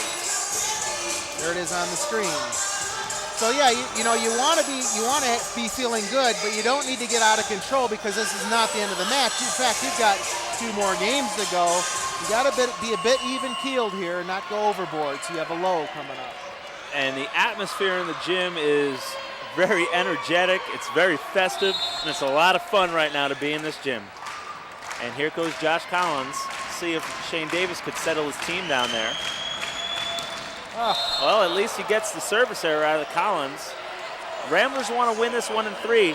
Last time the Mastodons played the Ramblers, which was 2 weeks ago, the Mastodons were down 2-0. They were facing a match point, and ultimately they ended on winning 3 games in a row and winning the game in 5. Service error. It's not getting any better on the Ramblers side of the net as they commit their 7th service error of this game. Jason Yost into serve. Coach Ball aggressively coaching this game. He doesn't want the Ramblers to feel they have any shot at coming back in it. He wants to go out strong, so he makes a serving sub. Great serve. It's a good pass and a good middle attack. Lamoureux up and connects. Last time Lamoureux swung, he hit one into the net, so it's a great job of him bouncing back. And that's what good setters do. They go back to their hitters, let them redeem themselves. Right. Guys just need to stay in system here, just keep doing the job, put the hard hat on, and go to work. Pliski with a great pass. Here comes Ulrich, blocked. That's an unusual block there, just happened to hit the blocker. I mean, it was a good offensive play. No, he had a hole, he was trying to push it through, he just couldn't get it there. Ramblers get a point. Lamoureux back, he's had a good night of serving for the Ramblers. Slam dunk by Josh Stewart. That was big. What a connection from Lundin to Stewart. And when you take it back with that kind of authority, it reinstates the confidence you've built. That's right. The crowd is into this game. Everyone feels it. The team is feeling it. All right, now it's about driving to 30 here. It's about driving to the final point of this game and not giving the Ramblers any chance to build momentum. Well, there's the building blocks for momentum right there as Anderson drives one cross court off the great set by Guntley. 24-19. We have a substitution coming in. It's a serving sub as Matt Baleko comes in for the Ramblers. Matt Baleko, excuse me. Short serve, Pliski with the great pass. Macias on the low set, drives it long. A little low, a little inside for him. He had to really hustle to get to it. You're really trying to hit a low inside set down the line is almost impossible every time. Yeah, you either have to hope that the block is there or for a miracle. Stewart, off-speed shot. Oh, yeah. Cut back, his specialty. Cut back shot. Back into the game comes Anderson. Ulrich, great serving night for Ulrich. See if he can extend the lead, help the Dons push to 30 here. Front row setter for the Ramblers. Grunst and Gustus, both attackers having good nights. And Ulrich serves one out of bounds.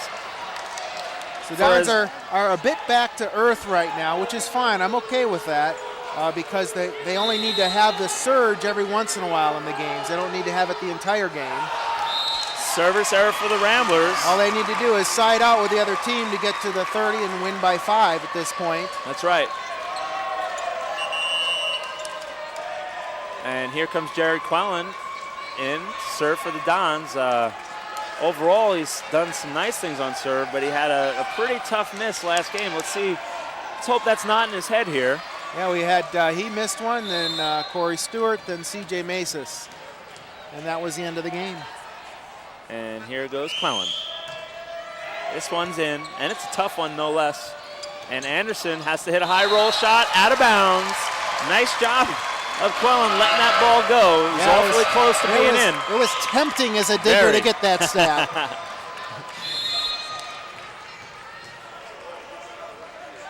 Joe Guntley in. Grunst. Brian Guntley on the set. Forces one to his younger brother. And no touch on the block. 4 hits called on the Ramblers.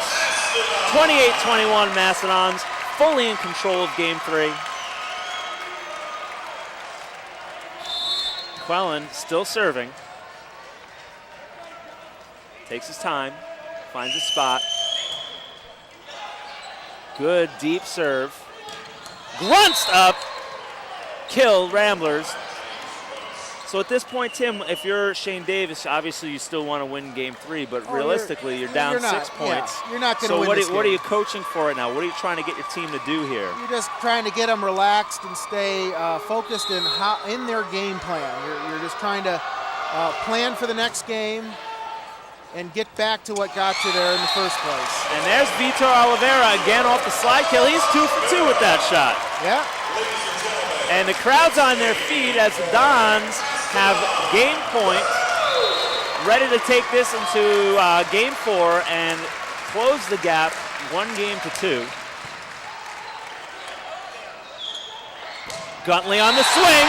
Macias with the big block, and the Mastodons get something going here at the Gates Center. Little talking between the teams, between the net there. It is 30-22, 2-1. Mastodons and the Ramblers switch sides. Mastodons on the comeback, and will be on the comeback after some words from our sponsors. Mom, Dad, you know we love kids, and I've made a decision that will totally change my life. Cameron's too. It's a huge responsibility, leading someone into, who knows, communication or science or math. That's what life's all about, right? Learning so you can pass on knowledge to younger minds. Dad, Mom, I want to be a teacher.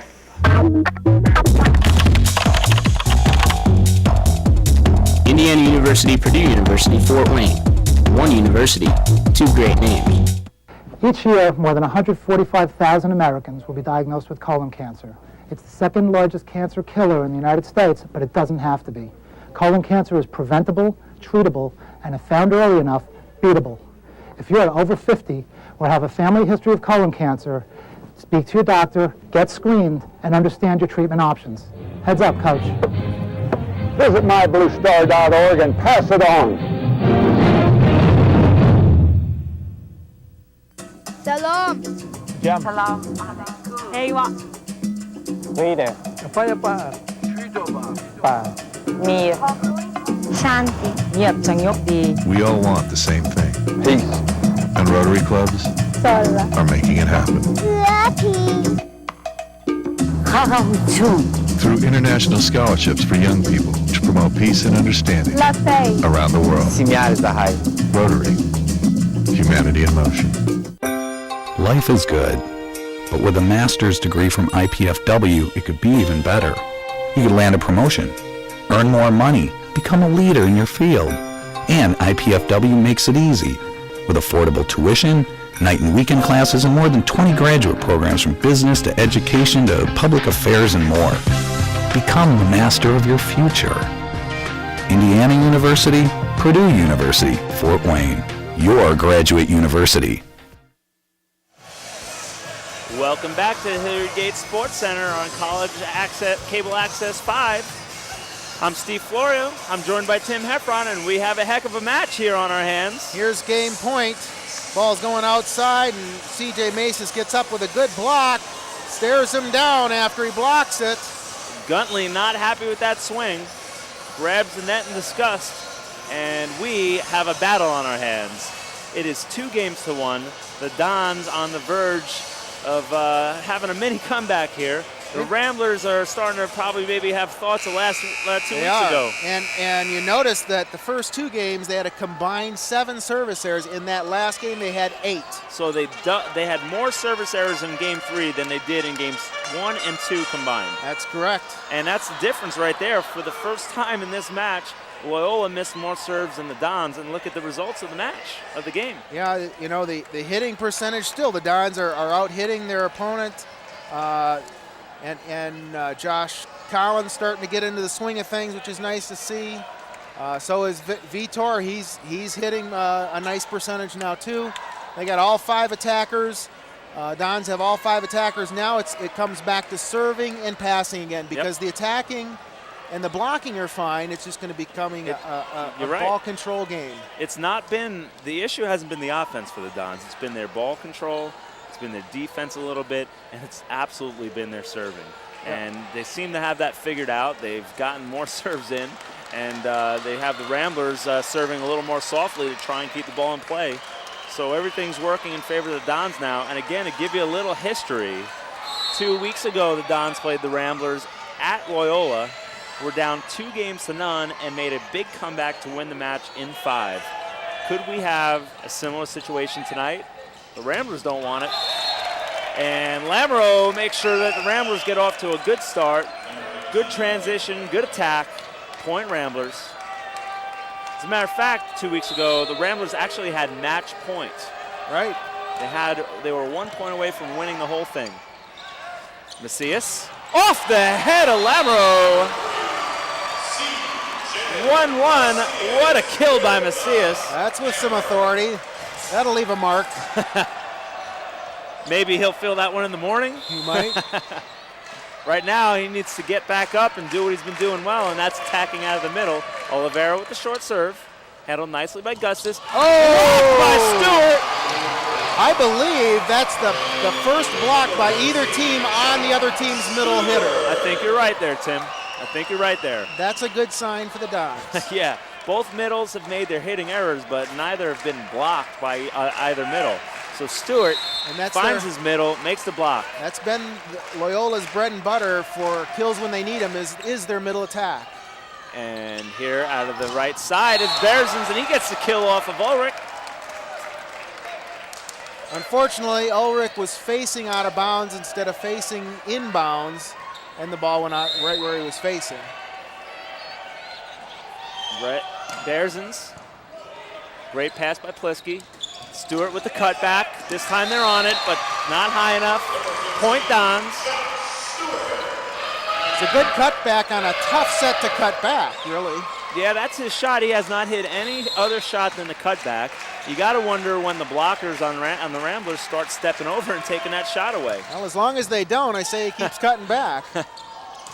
Gustus off the block, handled nicely by Collins. Lundin back to Stewart, off the block, and a kill.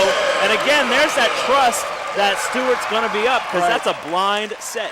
He's just assuming Stewart's going to be there. He is. He is trusting Stewart's going to do his job, do his part, and drive hard in transition to get up in the air. Macias. Oh, roll good shot short serve. One. Good short one. And that is gets just got to be a call. with the ball handling error. And there's Ulrich off the top of the block. Lundin. There we go again.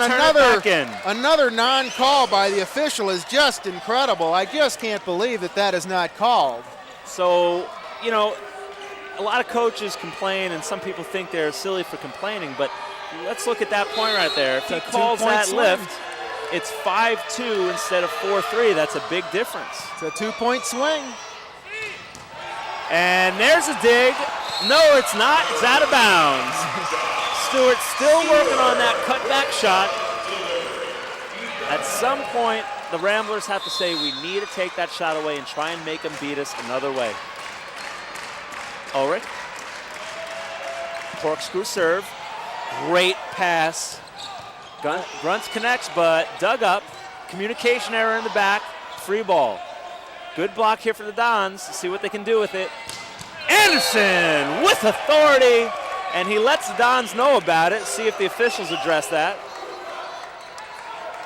They're not. They're just turning a blind eye to what's happening on the court. This is turning into a battle here. Both teams playing with a lot of attitude, a lot of aggression. It is heated. Forced to Macias, off the block, net violation. 6-4 IPFW, and this is an exciting game so far. This really is. The Dons have really, they've picked it up where they left off in the last game. Very few unforced errors by both teams firing on all cylinders. Big block, nice coverage by Bearsons, and the center attack catches the Dons asleep. And that's a heartbreaker. That's too bad. Yeah, that's a heartbreaker. They've come up with a couple nice blocks now against the Loyola middle attackers. It's good to see. Tough pass. Macias tips one, gets Grunts to play it back. Good cutback by Guntley. Good swing by Josh. Fires a missile but dug up, and Anderson's able to get a swing on the ball. One-handed set, inbounds, really unorthodox type of rally. It looked like Guntley was going to hit that ball, but of course. There we go with another non-call by the official. Yeah, I mean, that could have been called a lift. He sort of just held on to it. I can't even explain that. Maybe we'll see a replay on that ball. Guntley having a lot of action at the net. Loyola's fighting hard in this game. They're ready for the emotion that the Dons have brought in the last game. That's right. Getting a little help from the officiating maybe too right now. But the Dons get a little help from the Ramblers. And that's the first service error of this game for either team. Here comes Lundin. Good serve. That tough ball's pass. out. And net violation. Dons needed that big time. Now, Collin, can he keep the ball in after he gets an ace is the question. Yeah, you want to be able to string some points. You have Grunst, you have Guntley, the setter, front row. He gets it in. Good enough pass. Able to connect with Grunst. Dons return it. Oh, Vitor. And now Guntley is becoming a factor. Ryan Guntley, the setter, is becoming a factor because he's jumped so many times and sort of scored some points by jumping. The Dons had to commit to him there, and he opened up his attackers. Yeah, Vitor's got to stay disciplined and go with the middle. Collins. That's out of here. And Collins has just been clutch the last couple swings. He's really starting to turn it on. And that's one of the difference makers, too, I think, for the Dons. It's a big difference maker. When all of your people are in the game and in the flow and feel like they're contributing, you get synergy. Good serve. Bailey handles it nicely, though. Bearsons. Lundin out to Ulrich. Off the hands. Point Dons. The Dons get to double digits. 10-8 IPFW. Josh Collins back to serve another. Ramblers seem to be breathing a little heavy, feeling the pressure a bit. The crowd's into this game, keeping the Dons going. Oh, that ball was out. Saved by the Ramblers, though. Anderson over the top of the block. Oliveira with the set. Great set, and Macias puts it away. That was Shane big. Davis walking up the sideline, calling a timeout. 3-point lead leads to a timeout. We'll be back after these messages from our sponsors.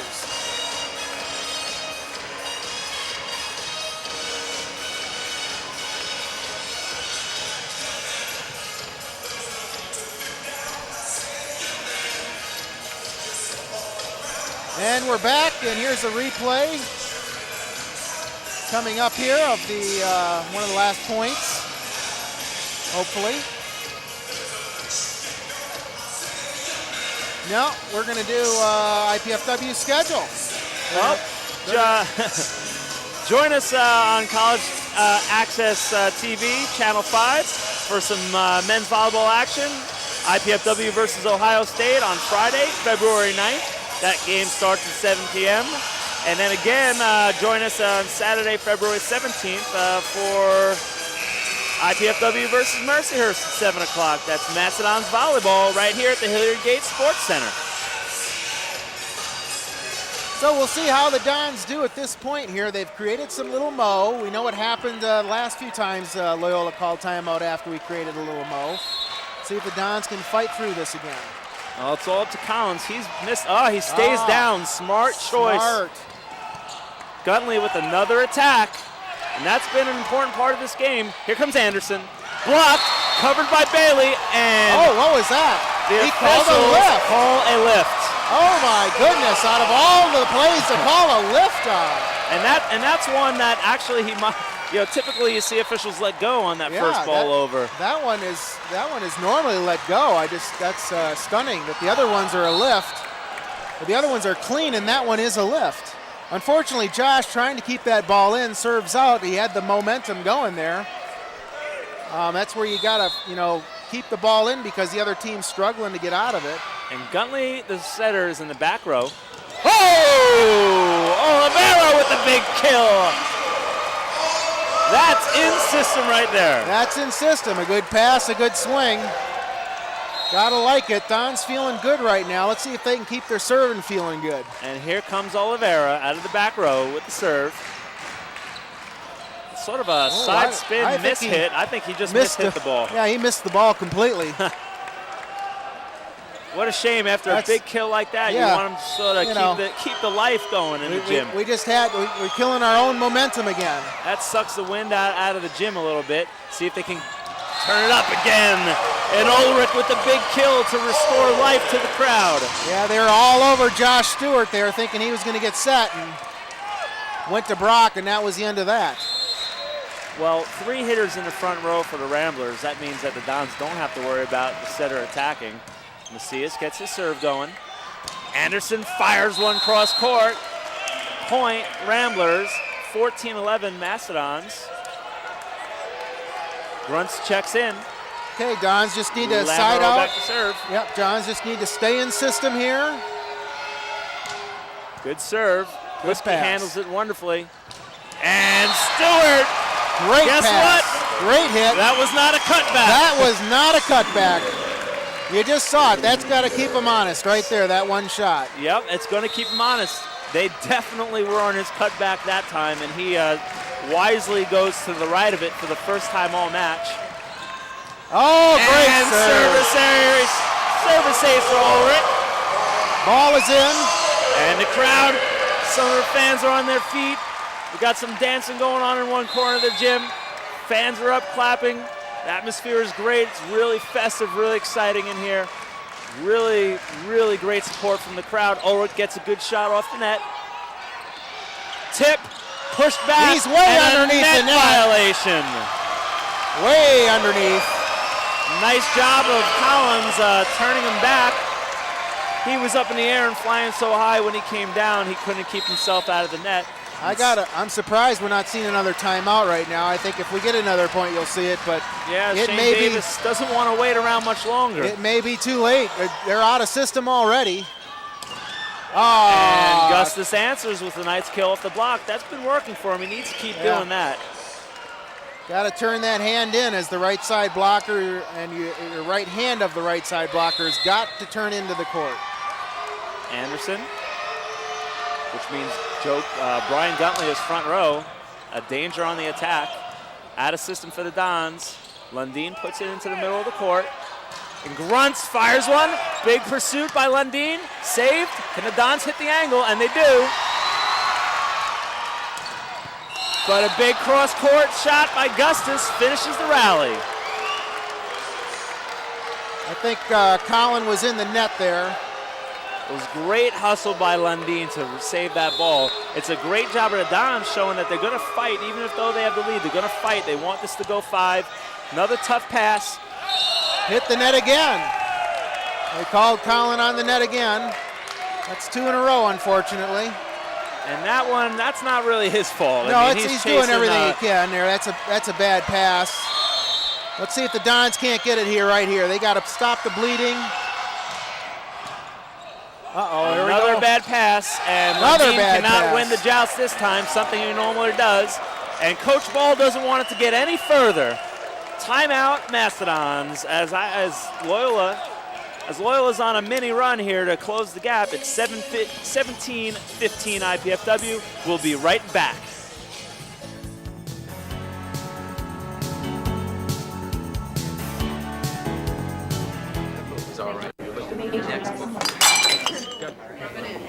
You know, if she continues to spill product at a rate of 3 per hour, unit cost, say 60 cents. Factor in breakage, downtime, lost sales, you're looking at $2,400 a month.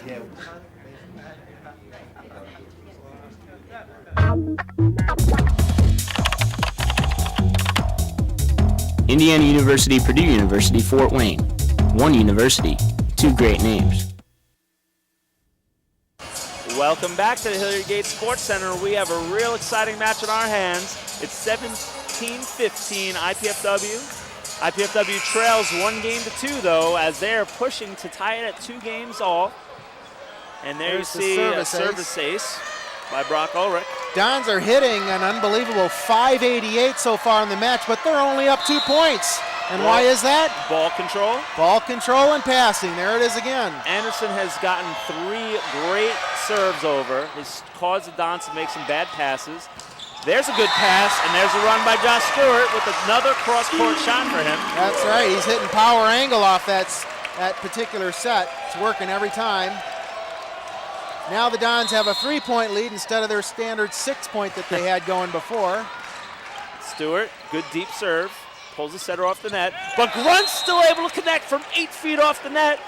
Great connection between Guntley and Gruntz. And Brock was right where it was, and for some reason wasn't even close to handling that one. I'm not sure why. He was in perfect position. Bad pass again. Makes another bad pass. He's just really struggled here on defense and passing, as we can see. He's had 4 bad ones in a row. Not what the Dons need for their confidence level at this point. Might need to have a different guy pass right now. That's an out-of-system pass. You can tell he almost looks like he doesn't want to pass it at this point. That ball's out. And looking for hands is Bearsons, but no luck. Break for the Dons on the hitting error. He was definitely hitting for hands there. It's a smart move because he's been successful with that shot. Yep. More importantly, it puts the Dons back on the service. Ulrich has been struggling. There's an overpass for the Dons to hit. All right. Dons need to get this momentum back and build that lead back up. Well, that's a way to start. Ramblers return the favor of the tough passing. Lundin. Another good serve. Bad pass. Off the hands. Run through by Plisky. Macias. Good coverage. Who's going to play this ball? Macias with another swing and gets the tool kill. Point, Mastodons. Nice work by Macias on the right side. And we have our timeout because you can feel the momentum. We're getting into the 20s, 4-point lead. You better use it or lose it. And Shane Davis doesn't want it to get any further than this again. Another good timeout in my opinion. It's 21-17 IPFW of Loyola, and they let the lead slip a little bit, but they're stretching it back out. They are, and it's every play now is becoming magnified. It's like everybody who touches the ball is going to have an effect on the swing of this thing. So if you have the team with the weakest link is really going to fall apart here. I think the ball's going to die wherever the weakest link is on the court. And right now it's falling in the favor of the Dons. That's right. And that's exactly what it needs to happen. Here comes a replay. Here Macias with the swing. It's a coverage by Collins, but Macias has to get back up quick. And you see him get one off the block. Both players track it, but it lands out of bounds on the Dons side. Ramblers can't get a hand on that ball because it stayed on the side of the Dons the whole way across. Lands out of bounds. So now here we are coming out of a timeout with a 4-point lead in the 20s, and I think if I'm Coach Ball, I want that ball served in. Yeah. And we saw last time out, Josh Collins, a jump server, came out and stayed down. So you know that's something they're talking about in the huddle. And there Bailey it was. Struggles. Guntley with the attack. One-handed set. Macias with a good shot. Nice dig, though, by Bailey. Anderson gets off the hands. Good high dig by Ulrich. And oh, my gosh! Kill. Look at the energy that just created in this entire gym. The crowd is on their feet. The crowd is loud. And I'll tell you what, that dig by Ulrich made that whole play possible. Good high dig on target. Perfect play. Lundin. Service error. There it was. Just got to keep the roll going. The only way they're getting out of it is when we serve out, unfortunately. Well, it's a 4-point lead, but the Dons have crept back up there. And the Ramblers have been playing good from behind, with the exception of Game 3. Ramblers have always been really good about getting the game back, so Dons cannot relax. Collins with the big swing. Lundin looking. Finds Macias. Just long. Macias has really struggled on the left side. It is not his side to hit the ball. He just does not keep the ball high. He lets it drop and ends up hitting a very flat ball down the line, which is not good when you're hitting down the line. And cross court, they're blocking it. So it looks like the Dons going to have to go to something other than CJ on the left side. Yeah, again, struggling in this rotation. Anderson dug up by Lundin, but they're going to get it. Oh, this is trouble. Collins! Collins bails out the Dons. What a play. That ball could have been called a lift, but after what we've seen not called a lift on Loyola side, I think you'd have seen Coach Ball jump out of his chair. And Shane Davis was asking where was the double call, and Dan Hauser says it wasn't. Josh staying on the floor right now. Good serve. Getting a great serve out of it. Get him out of system. And Lamoureux just cannot get that ball over the net. 4 hits on the Ramblers. It's back to a 5-point lead. Momentum for the Dons. No timeouts for Loyola. Collins staying down again. It's working out. It's about getting the serve in. Both teams drastically reducing their service errors. Oh, he got Bearzins gets hands on that. Nice job by Bearzins to get the tool kill. Keeps his team alive, brings him to 20. Still a 4-point lead. Now we've got CJ hitting where he should be hitting on the right side. Much more effective over there. Ulrich, hot hitter tonight on the outside. Macias on the right side. Oliveira in the middle. They choose Macias. Big kill down the line. No chance for the defense of the Ramblers. 25-20 IPFW. Yost coming in for a serving specialist for the Dons. Josh Stewart enters the game. That's a nice thought for the Dons. It's a comforting thought. It's a great block in the front row right now. Macias, Stewart, Ulrich. Good serve, forces a tough pass. Guntley forces his middle. Oh, Dons excellent on the pass. Excellent pass, bad set, but a great tip. You know what? That's a great play by Stewart. It wasn't the best set. They can't all be good sets, but you have to keep it inbounds. You got to keep it in. Stewart does it and gets a kill for it. Excellent place. 6-point lead. Both teams have really tightened their games up, but the Dons especially. Another good serve by Yost. One-hand set. Anderson swings. Ramblers look for a touch.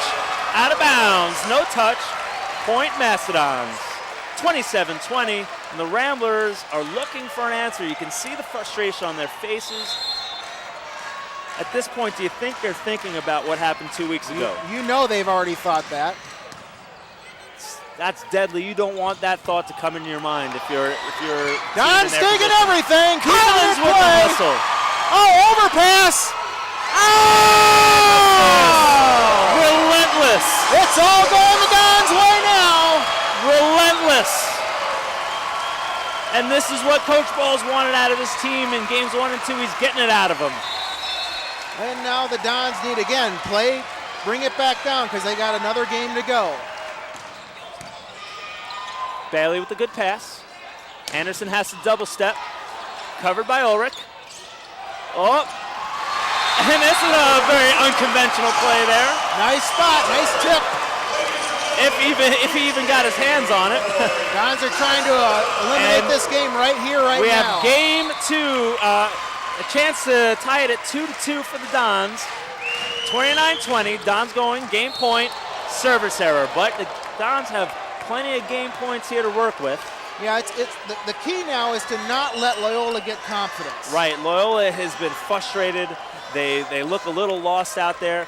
And at this point, if you're Loyola, you just want to build momentum. You want to try and string 2-3 points together because going into game 5, you want momentum. Right. Dons need to snuff it right here. Ulrich, good pass. Macias blocked, and that's trouble. Again, not much danger for the Dons in losing this game, but you don't want them to lose the momentum. Right, you don't want Loyola to get any kind of confidence here. Well, hopefully the Dons can put it away right here. Another game point chance for the Dons. And Stewart puts it away. And folks, we have a 2-2 volleyball game here. What a match, what a match. 2-2 in games. We're going to a fifth set. And while the coin toss happens at the net, we'll return in just a few moments. It is 2-2 in games. Going to game 5 here at the Hilliard Gate Sports Center. We'll see you in a few.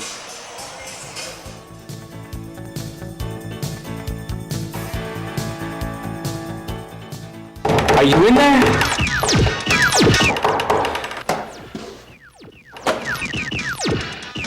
What's up? The show's at 7.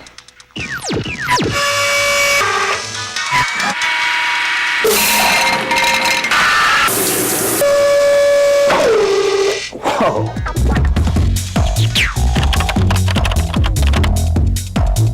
Indiana University, Purdue University, Fort Wayne. One university, two great names. Living with diabetes is the pits. When I wake up, the first thing I have to do is check my blood sugar. I just want to feel like all the other kids without pricking my fingers or injecting myself with insulin. Diabetes is rough on my whole family. When I was diagnosed, my mom couldn't stop crying. But imagine a cure. Right now, as many as 3 million children and adults are living with type 1 diabetes. They will never outgrow it. Some will face complications like kidney failure, blindness, and heart disease. That's why the science the Juvenile Diabetes Research Foundation is supporting is so critical. Imagine a cure.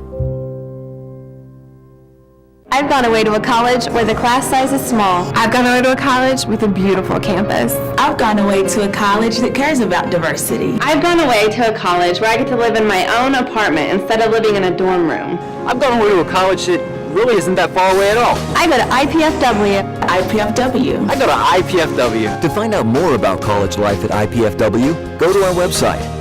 Indiana University, Purdue University, Fort Wayne.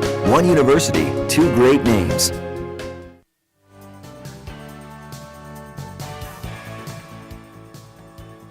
Joined by Tim Heffron, and we have such an exciting match in our hands. It is 2-2. We're going to a fifth game.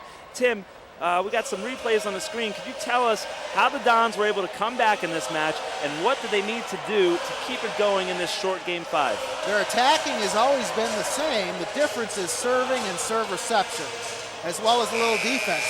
Dons, for the first time now, are out-digging Loyola. Not only that, but we out-passed Loyola, and we out-served Loyola. And when that happened, in conjunction with the attacking percentage, which was .529 that game, it was a crush.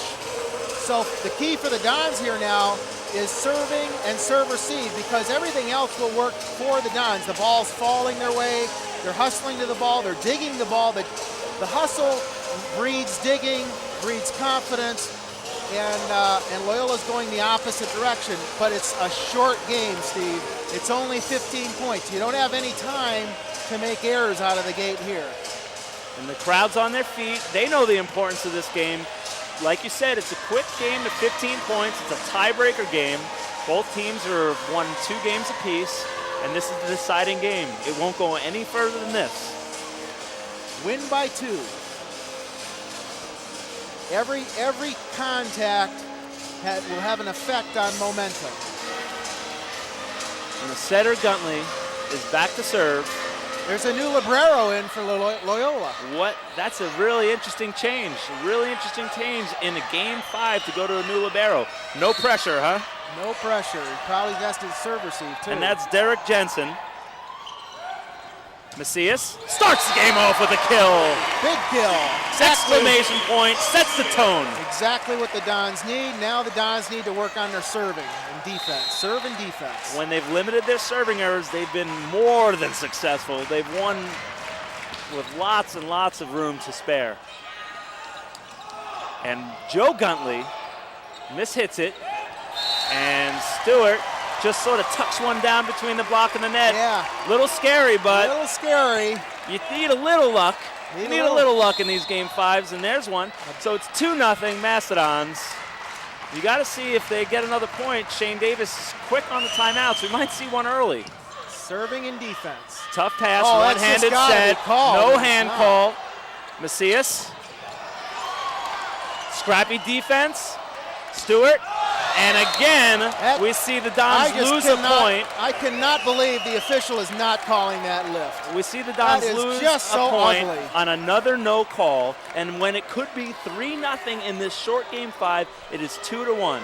That is just atrocious. Dons can't catch a break. Lundin front row, Stewart front row, Ulrich. Stewart was out of position to try to hit that overpass, but he shouldn't have had to hit it. And nice dig by the new libero.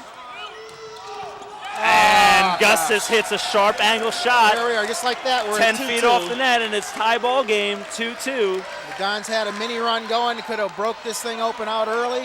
You hate to talk about officiating, but when you think about it, it could have been 3-0. Now it's 2-2, just like that. And we have a foot fault, a major foot fault, not even close. 3-2, IPFW, and there's another break. Well, if the officials aren't going to help the Dons, the Ramblers are. Well, that's the way it is. The Dons got to take care of their side of the court by serving and playing defense right now. Good pass. Big swing. Play it. There you go. Macias with a very important dig. Stewart over the top. Yes. Scrappy, but not scrappy enough. 4-2 IPFW. Every point counts, and each team is playing like it. No holds barred right now. Don's got to work hard here now. Work hard, focus on serves, and work hard on defense. Here's a guy that can crack this game open even wider. Ulrich on the serve. Great serve, but a good pass. Joe Guntley off the antenna and out of bounds. Here comes our first timeout. And Shane Davis calls timeout. We'll be right back after these messages.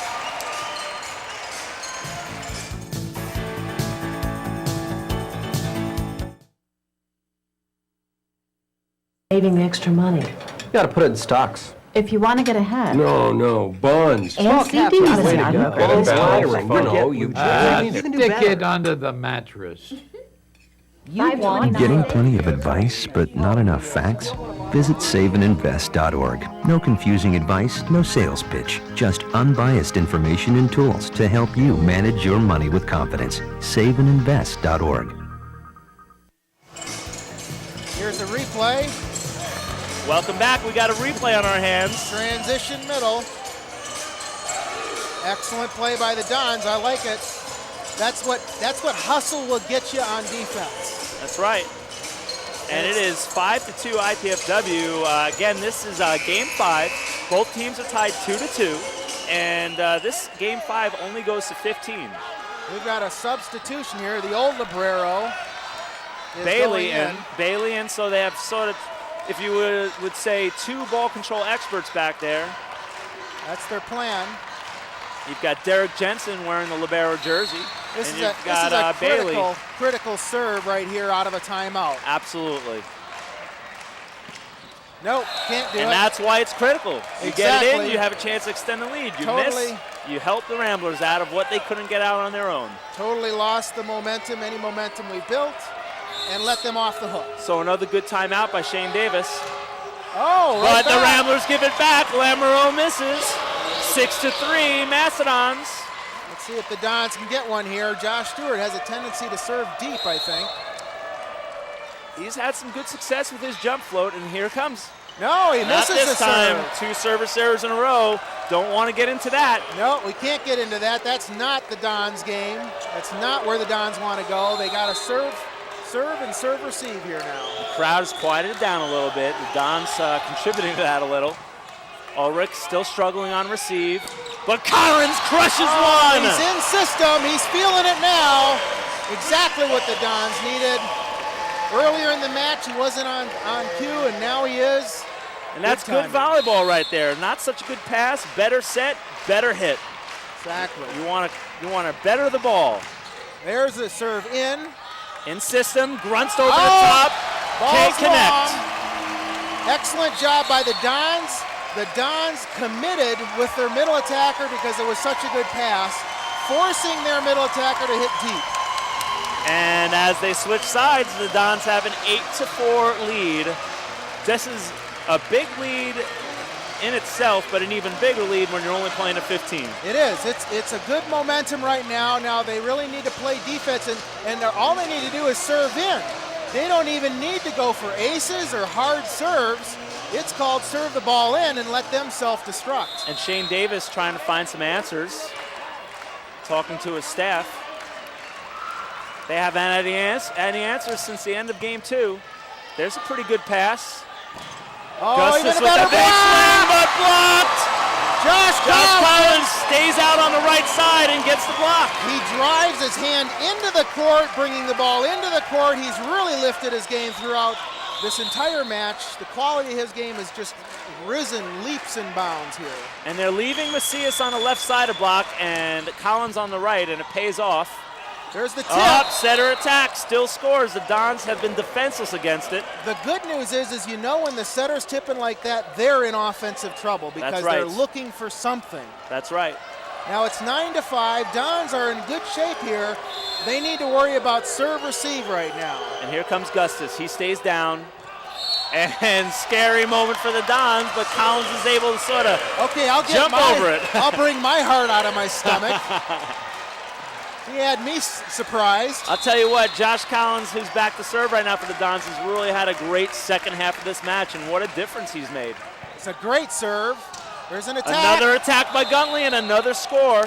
He's one of their most solid sources of offense right now. And that's okay. If that's their only offense, the setter attacking the ball, he's going to go to the back row pretty soon here. That won't be an option. And look at the front row for Loyola. We have Bailey, who played libero for 4 games for the Ramblers, in the front row. Yeah, I don't understand that at all. It's 11-6. We got a double sub here, a blocking sub. Here comes. Who's coming out?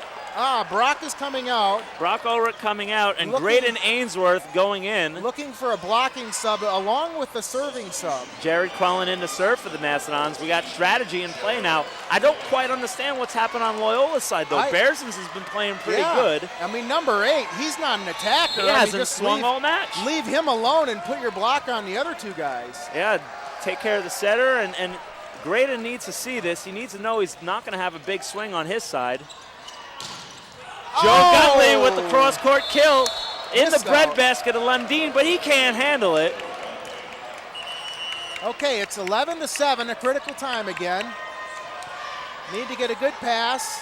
Worry about a good pass. You got Josh Stewart up front. You got C.J. Macis up front. It's all about passing. Looks like a short serve. And another service error for the Ramblers. Boy, that's been killing them. I'm picking my heart up again out of my stomach. I thought we were at a little hubby-wife move there. 2 of our players looking at each other, watching it drop. And it's 12-7 Mastodons fully in control of this match, mentally and athletically right now. That's nice a smart serve. Not even close. And the frustration is setting in. They're trying for things they don't have, and you know they're thinking about it. You know Ramblers are thinking, no way, not 2 matches in a row. And there's no way we're going to be up 2-0 and drop it again. And you know that's going through their mind. The setter's in the back row, so he can't attack. Oh, he goes for an ace and for no reason. All he had to do was serve it in. They're totally falling apart. And Macias misses his serve. That keeps the Rams alive for now. But a commanding 5-point lead for the Dons as Bailey serves, stays down. Great pass by Collins. Stewart kept alive, and Stewart rejects it. Great play by the Stewart Meister. And after a long, hard-fought match, it is 14-8 Mastodons, and they are looking at match point. Many match points. having been down 2 games to none, they have fought all the way back, and it is 14-8, and Ulrich misses his serve, but it is 14-9. They have 5 match points to work with here. I just don't understand why we're going for ace serves at the end of the game like that. There's no reason for it. It serves no purpose. You want to make them beat you. And here it goes. Yet another match point for the Dons. Good pass by Ulrich. Macias for the and a miraculous comeback by the Dons after losing games 1 and 2 and being down 2 games to none. They complete the comeback, the 3-game run, win the match in 5, 3 games to do. An absolute crowd pleaser. It's not the way the coach likes to draw it up on the board, but it sure pleases the crowd. And really, the Dons, I didn't think they could do that twice to a team of that quality. Oh, the Ramblers are a great volleyball team, and for the second time this season, the Dons have come back from 0-2 deficits to beat the Ramblers in 5, and they're going to have some nightmares about IPFW They tonight. Certainly are. I think they fell apart, and they never could come back, and I think that probably is what happened up in Loyola as well. We're going to go away for a quick little break, and we'll come back with a summary of the match.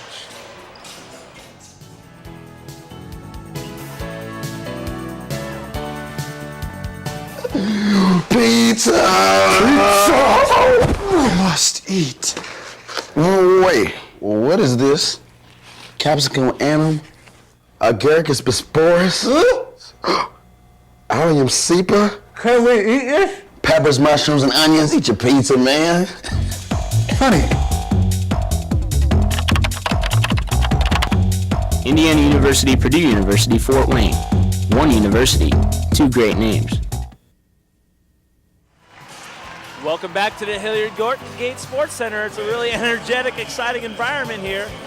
We had a great match tonight. I want to thank you for joining us, and we're going to talk a little bit about the match now. Again, the Mastodons were trailing 2 games to none, and they completed a 3-game comeback to win the match in 5. You see the scores on your screen there, with commanding wins in all 3 of the final games.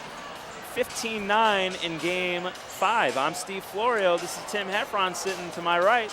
You're left on the screen, and Tim, what a match. It was a great match. The Dons finished by hitting almost 400%, while Loyola hits about 200%. In fact, in the last game, the Dons hit 500 and Loyola hit 0. I mean, that typifies the last 3 games of what happened there. It really typifies the whole match because the Dons out-hit the Ramblers in every single game of this match. They did. They really outplayed and had once they got the energy on defense, and that they worked hard to create the dig, to create the momentum and the confidence. The ball fell their way almost every time. That's right. They cleaned up the unforced errors. They cleaned up the service errors, the ball control errors, and they let what was working for them work. Right, and they let that shine through. They finished with more digs than Loyola, which I didn't think was going to be possible early in the game. They finished with more blocks than Loyola. They finished with more assists, more kills, a better hitting percentage, fewer errors, and the key to this whole thing, I believe, is Josh Stewart had 22 kills, CJ had 25. Now, you're not supposed to be able to get 22 kills out of the middle, as many kills as you can get on the outside. That's hard to do. 22 kills on 29 swings, hitting an amazing 655 percentage. I mean, that's incredible. That's an MVP type performance tonight out of Josh Stewart. Right. I mean, you think of hitting percentage like a baseball average, maybe plus 100 points. So 400 volleyball hitting percentage is kind of like a 300 baseball hitting percentage. Josh hit 655. That's outstanding. That's outstanding work. Just didn't have an answer for the big man in the middle. They really didn't. And over on Loyola's side, their best attacker, or the attacker with the most kills, was Anderson, but he only hit a .09 hitting percentage. He had 18 kills, but 14 errors. And interesting, he was not in Game 5. They did not use him in Game 5. They didn't use him. They put their Librero in and played the front row, which I don't understand. And here comes some highlights. We have some highlights on the screen here. We have Oliveira getting that off-speed shot into the corner. Brock with the off-speed shot up front. And there's one of those points that make a difference when you could save a bad set. They're going outside. Good block. Anderson blocked there by Macias. Here comes a outside. Big attack by Brock cross court. Anderson out of the back row. There's one he takes down the line. It's an out-of-system pass by Loyola, but they still run middle. Yep. Nice middle off that. About 8 feet off the net. Didn't expect that. Oh. Ulrich getting blocked. He had a great night, though, Ulrich did. He did. That's one of the few bright spots for yeah. Loyola there. What a great attack with authority. That really helped on momentum, I know, too. They Anderson come back. with another kill. They're trading blows here at this point in this match. We're looking at this is game 4, I believe. That was the end of game 4, that was the end of game 3, I think. There's the first block out of from a middle hitter all night, and then we got a second one, even though they got it back with the tip here. And Guntley with the setter attack, he was real successful with that. There's coverage off the block. Guntley, there's that questionable one-handed set. Anderson fires one cross court, and we see Oliveira, the middle, having to set that ball, and Macias finishing over the top of the block there. Brock with a good serve. That's an ace. Lundin. There's the middle attack again. Ba-boom. Josh Stewart, who had hit cutback almost exclusively, started to hit power angle and really successful with that. So no answers. There's an overpass kill by Collins. Another middle cutback. And there's the cutback shot that worked for him all night. And a cutback. And another cutback that worked for him all night. Plenty of highlights here. You're seeing 3 games worth. There's the... that was a great kill for the Ramblers there. It was an out-of-system play. He was able to force it through. Josh Stewart with a great shot down the line when we needed it out of system. And this is game 5, what we're watching right now. There's the block. There's a block, and that was a big momentum swing. Back row attack, ricochets, gets the kill. Tough to dig off the block, but you need to do it. Another bad pass for the Ramblers, forcing a swing. And he's just going for broke there on that swing, not even close. No, and that, I believe, made it 13 or 14. And then Stewart over the top. And he gets his own extra little block. That's right, gets his own. They dig him over, and he puts it away. Ulrich makes a great pass here. Here comes the end. We set CJ one-on-one, down the line. See ya. Wouldn't want to be ya. And that does it for the Dons. They complete the 5-game sweep. Here's the final stats, as you can see on the screen, as the Dons hit about 400, and Loyola is about 200. Extra 15 kills or so, extra 10 assists. Blocks, we got them. Digs, we got them. Dons, you know, if I'm the coach, I say to the team, why can't we just start that way? That's why right. do we have to work into this? You don't. That's right. There's no reason to do that. We created the entire feel of the game by game 3. We dictated play. We created the momentum. The crowd got into it. Once you get the crowd into it, of course, as a home team, it's your 7th man on the court. That's right. I mean, but if you're the Dons, you got to be happy knowing that you can come back. I mean, so far, most of the matches we've seen, they've been trailing in games and had late surges. They've leaned on Macias, and he's done a great job. They've never given in or given up. And they've shown Loyola 2 times now, you're going to have to bring it for a full 3 games if you want to take us out. It is. The Dons have just shown that that's a veteran move. That's a veteran team to know how to pace yourself over 3 games as you have to come back, because some coaches like Mark Franke just don't do their job in telling our team what they need to do. You know, it's not. I guess at this point, they're sort of the comeback kids, the Dons are. They are. They like the comeback role. They like the extra added pressure. It certainly makes for an exciting match, that's for sure. It did make them for an exciting match. Well, the crowd is still looming here after this exciting match. The Dons are over signing autographs after a well-deserved win. Again, they played really well overall. They just needed to clean up a few of those really silly unforced errors, service errors, and ball control errors. But offensively, they were on the mark all match, out-hitting them games 1, 2, 3, 4, and 5. Never did the Loyola Ramblers out-hit the Dons. And it's just a nice job of actually being able to make that change. I mean, when you see what's not working, it's one thing to recognize it's not working, but another thing to be able to actually fix it. Fix it, make an adjustment. That's right. Change your game on the fly, and when veteran teams can do that, you'll probably see that in the Super Bowl. The team that makes the adjustments at halftime is the team that's going to win. That's right. That's what happened here. After game 2, we go back for the 10-minute break. We make the adjustments. We come out, and that's the difference. There you see the Dons probably exhausted. But I know I am.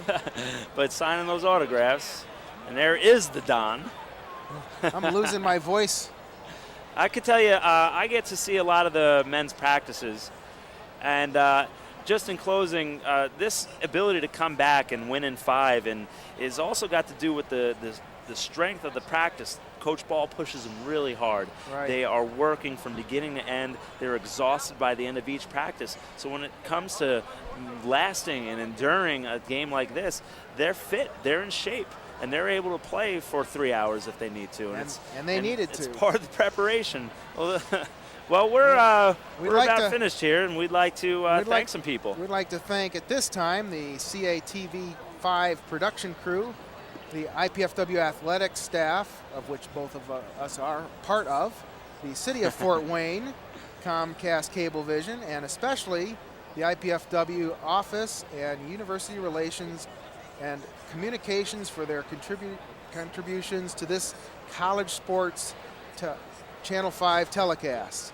This telecast of IPFW Sports is copyrighted and the sole property of the College Cable Access Center and IPFW. Unauthorized duplication, exhibition, rebroadcast, retransmission, or other use of this event without express written consent is strictly prohibited. We hope you've enjoyed this telecast of IPFW Sports. Thank you again for joining us this evening. For Steve Florio, this is Tim Heffron saying so long for now.